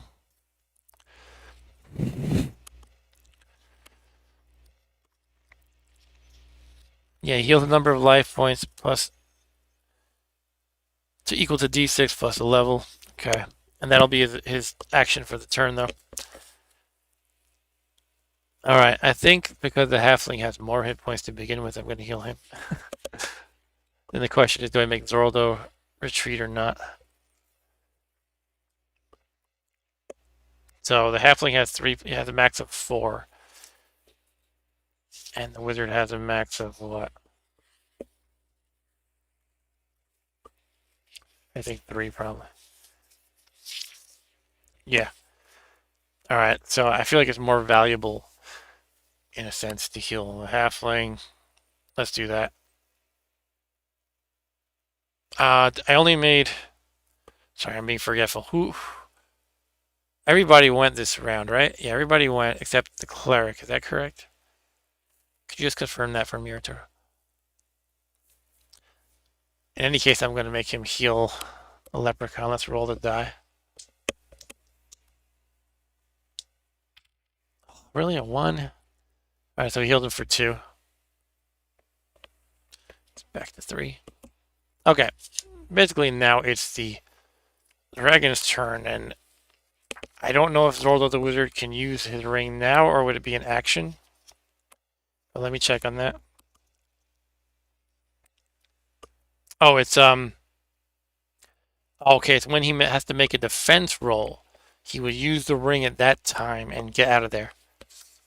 The only problem is, yeah, you're right. Thanks for checking me on that. I just got confused for a moment. The problem is if it's a fire breath attack, that's not a defense roll, so he would not have a chance to teleport out, and he's got a good chance of dying. All right, so here we go. Dragon does his attack. 1 or 2 is breath. Let's see what happens. It is biting. Okay, and we'll use our random number scheme again. 1, 2, 3, 4, and a 5 or 6 will be a reroll. Who does he bite first? He bites the halfling, who fortunately just healed up a little bit. Okay, so he has to roll a 6 to not get bit. He fails. Alright. We just gotta get another solid hit from friendly, right? That would be so awesome. And the again, I'm assuming that it's a separate random person. I don't know if that assumption is correct, but we're going with that. So 1, 2, 3, 4, 5, 6. Okay, he's going after the wizard. Should we use the ring to get out of there? I feel like he's not too useful in the fight. And I don't want to see him die. So yeah, he's going to use the ring. So he teleports, I think it said, to the next room. So he's back over here. And he's out of the fight. And I guess the ring is gone, right? Oh no, he still has it, but it becomes a simple golden ring worth 1d6 plus 1 gold pieces. I'll worry about that later. So he used this. Zorldo is stepping out of the fight. But he's not dead. And back to us. It is our turn again. Yeah, exactly. Goodbye, Zorldo. You tried. It's getting late. All right. Let's finish this count. Come on, friendly. It's all up to you. We need that. We need another 6 from friendly. Or just a 4, 5, or 6 to get in 1 hit and then maybe make the dragon run away. Oh, 3 again. Crap. Okay. Leprechaun the Halfling will now attack. Should we do another heal though? Let's just roll the Halfling attack. Maybe he'll get lucky and roll a 6. No, he rolls a 1. Shoot, these rolls suck. Besides that one awesome roll, the rolls have been pretty much sucky. Okay, just Ralph. I guess he won't heal because everybody can take another hit from the dragon still. Alright, so dragon. Ralph Wiggum makes a desperate hit. He says, I'm helping again. I'm getting a lot of 5s, which would be good most of the time, but not here. Alright, dragon attacks. 1 or 2 is Flame Breath. It is biting again. So this time we're doing 1, 2, 3, 4, 5, 6. Huh, that's interesting. I said it's interesting because my phone just alerted me that power is low. So even though it's plugged in and being used as a camera, because it needs to be plugged in to do that, it is not able to charge apparently. Maybe I'm using power faster than I can charge it because I'm using this camera app. I don't know, whatever. Anyway, in any case, shoot, did I roll who gets hit? I need you to check me, Archer, because I have a memory span of a fish. I think I just said 1, 2, 3, 4, 5, 6, but I didn't actually roll. Wait, did I? No, I did not roll. Okay, let's just roll. 1, 2, 3, 4, 5, 6. 6. He goes after the halfling again because he likes him. Needs a 6 to defend properly. Does not. He's down to 1 hit point again.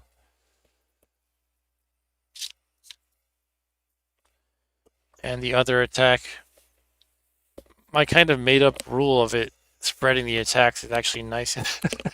But that's something I'll have to check on also. So it's going to be 1, 2, 3, 4, 5, 6. Hopefully the Barbarian gets hit because he can really take it. Okay, the Barbarian does take it. And can he fend him off though? He cannot. So he's down to 6 life. Alright. Friendly, you gotta save us. Gotta save us, friendly. Yeah, I know, Arturo. 4, 5, or 6. Go for the 6 again, though. You can do it. Come on, you can do it. Come on, friendly. We need you. Oh, painful, painful. All right. So I guess the plan is going to be Leprechaun the Halfling attacks, and then Ralph Wiggum will heal Leprechaun the Halfling. Maybe Leprechaun will surprise me. I'm waiting for one of these guys to surprise me with a 6. He got it. He got it. He got it. Leprechaun gets in the lucky hit with his trusty dagger. He stabs the leprechaun, stabs the dragon right in the eyeball. And that's a cascading roll. Let's see if we can get another 6 to deal 2 damage. Not quite that lucky, but okay. I'll take it. That's really good still. So now the dragon is down to 2 life, and we have to see if he is demoralized and runs away. So 1, 2, or 3, it runs. 4, 5, or 6, it stays. Here we go. It runs! After getting stabbed in the eye by a pesky hobbit, the dragon's like, this is too much for me. And he just slinks out of the room, maybe back in this direction, and leaves his treasure hoard to us. And now, Throldo comes back and says, hey guys, is it over yet? Is it over yet? I won! Yay, I did all the work! I beat the dragon! Yeah! Okay, we have slain the final boss somehow. That was fun. Let's go back to the dragon on that table, the boss table, and see what we get. We get 3 treasure rolls at +1. 3.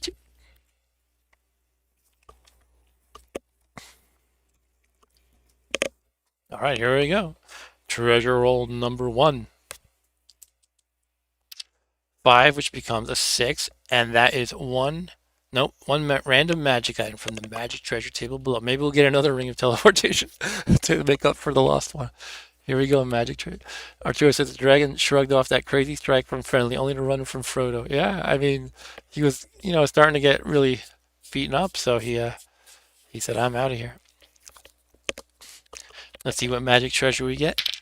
4, a magic weapon. Gives +1 to its user's attack rolls. This is a permanent magic item. Roll d6 to determine its type. 1 is crushing light hand weapon. 2 slashing light hand weapon. 3 crushing hand weapon. 4 to 5 slashing hand weapon. And 6 is a bow. Cool. And it is a 3, which is crushing hand weapon. Cool, that would be perfect for most of the characters could use that, I think. Okay, so it's a magic one, so it does +1. I guess it would be a perfect substitute for Ralph Wiggum's crushing hand weapon.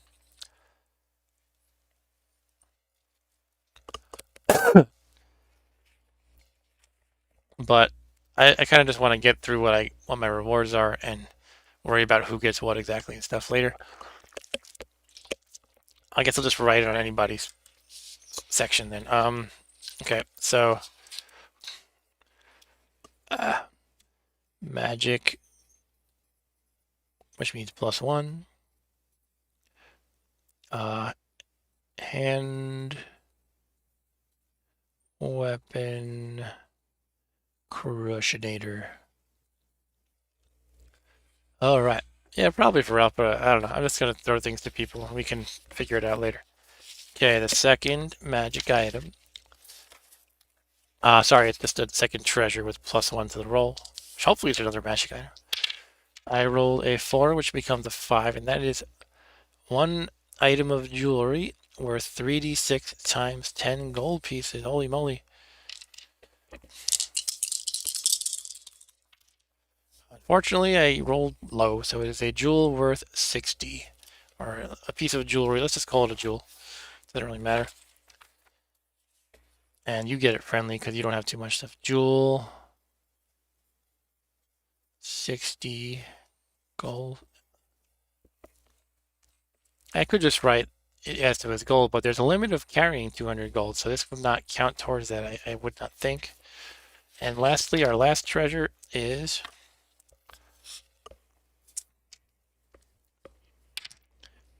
poor roll there. That it becomes a 2, which is 2d6 gold pieces. And at least a good roll within that poor roll, so 11 gold. And I don't know, that can go to Ralph Wiggum too, because he has the lowest gold, let's say. So he has 32.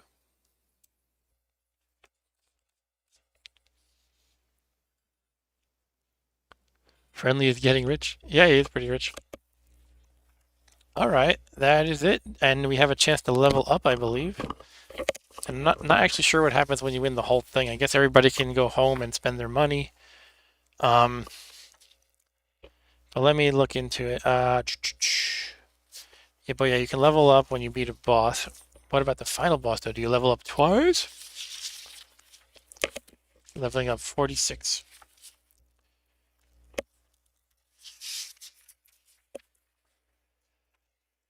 Every time the party kills a boss, yeah, we already read that part before. So every time the party kills a boss, completes a quest, or survives 10 encounters with minions, not vermin, a character of your choice may attempt to level up. This is called an experience or XP roll. You don't automatically level up. Roll a die. If the result is higher than the character's current level, the character gains a level. If you slay a dragon as the final boss monster, you get 2 XP rolls. Can you split them up? I would think you can probably split them up, right? Abilities that allow you to reroll dice, such as the Halfling's luck, may not be used on XP rolls. XP rolls for minions are at -1. I don't quite get it. I guess if you try to level up from killing the 10 minions. You may not level up the same character twice in a row, but you can keep trying to level up the same character until you succeed. Here's our example, just to make sure we're doing it right. By the way, I have a very quick aside. For Christmas, I had on my Amazon wishlist this game and a similar game, but that it's in a completely different setting. It's called 4 Against Mars, in which I guess you're fighting Martians or something. And maybe I could try that game sometime too. Anyway, here's the example. Dalam, the 3rd level wizard, is in a party that manages to kill a Chaos Lord. Since the Chaos Lord is a boss, the player decides to attempt an XP roll for Dalam.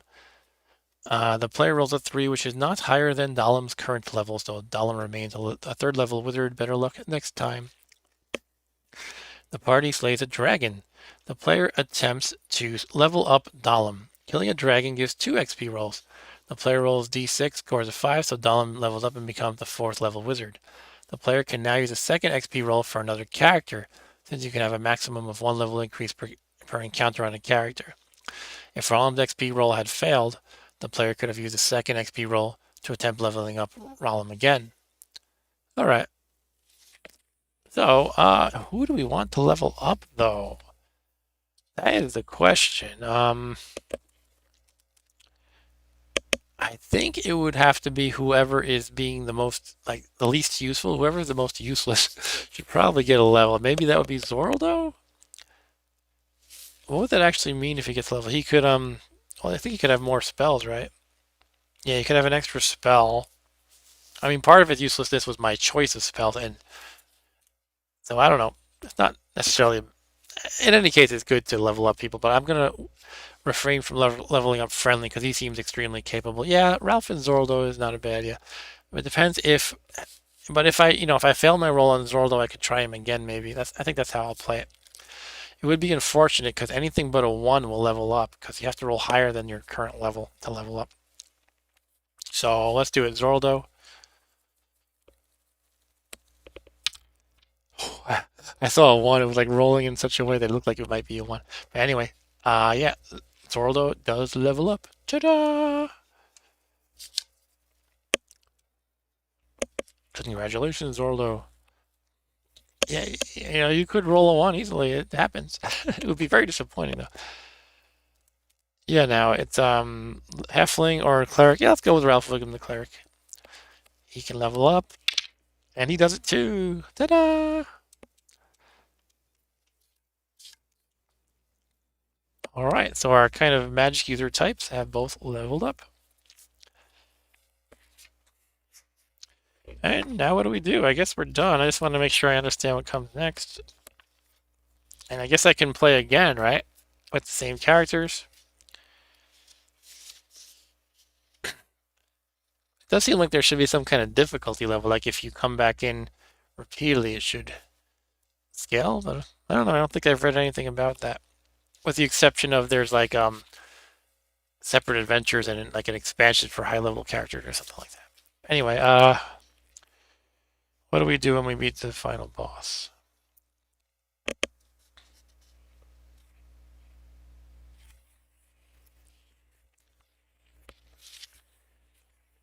I assume you just end and then you can, like, heal up, automatically spend all your money. But I would like to actually make sure I understand it. Okay, here we go. The final boss. Blah, blah, blah, blah. Okay, here's another thing. When you run out of doors to open, the last room you generate will automatically contain a final boss monster.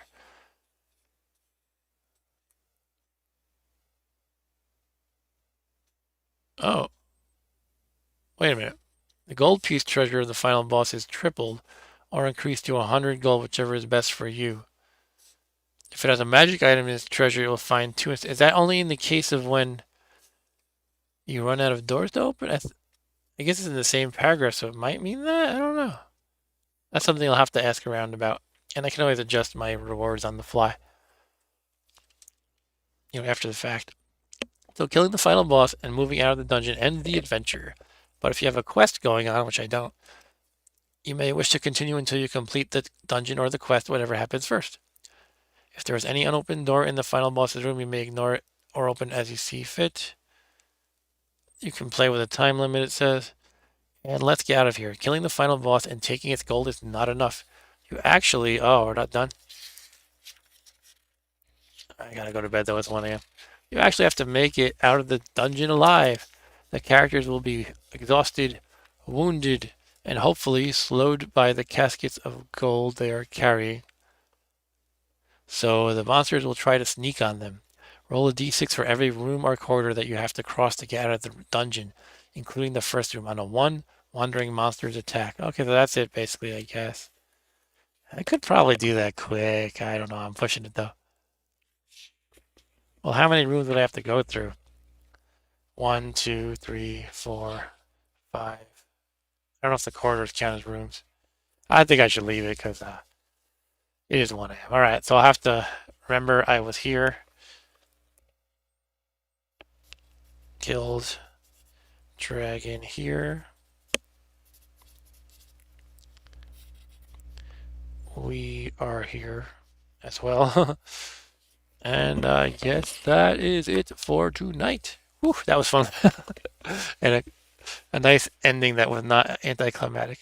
Do it next week? Okay. So we'll do that next week, and then we can run through the dungeon again. Or, I guess I don't know if you can, if you would want to build on the same one or make a new dungeon. I don't know. I guess it's probably just up to you, the user, you, the player. But I'll see what it says in the rulebook. And that is all for tonight. So thank you, Arturo, or anybody else who might be watching live or after the fact on the archived version. And if you haven't already, please hit that like button and hit the subscribe button because it makes me happy. So, excuse me, usual schedule, by the way. Mondays is Monday MAME. All streams I do at 9:15 typically lately. Monday MAME means old school emulated video games. This stream right here is Saturday Night Gaming, in which I play whatever the heck I want. Typically computer games from my Steam library, but it could be, as you can see, something else completely different sometimes. And my new thing is the first Saturday of every month is Saturday Night Vectrex in the dark. So I hope to play some Vectrex again very soon on, I guess, February 5th is the next scheduled time. But that is all. Thank you, Arturo. Thank you, everybody else. See you next time. Take care.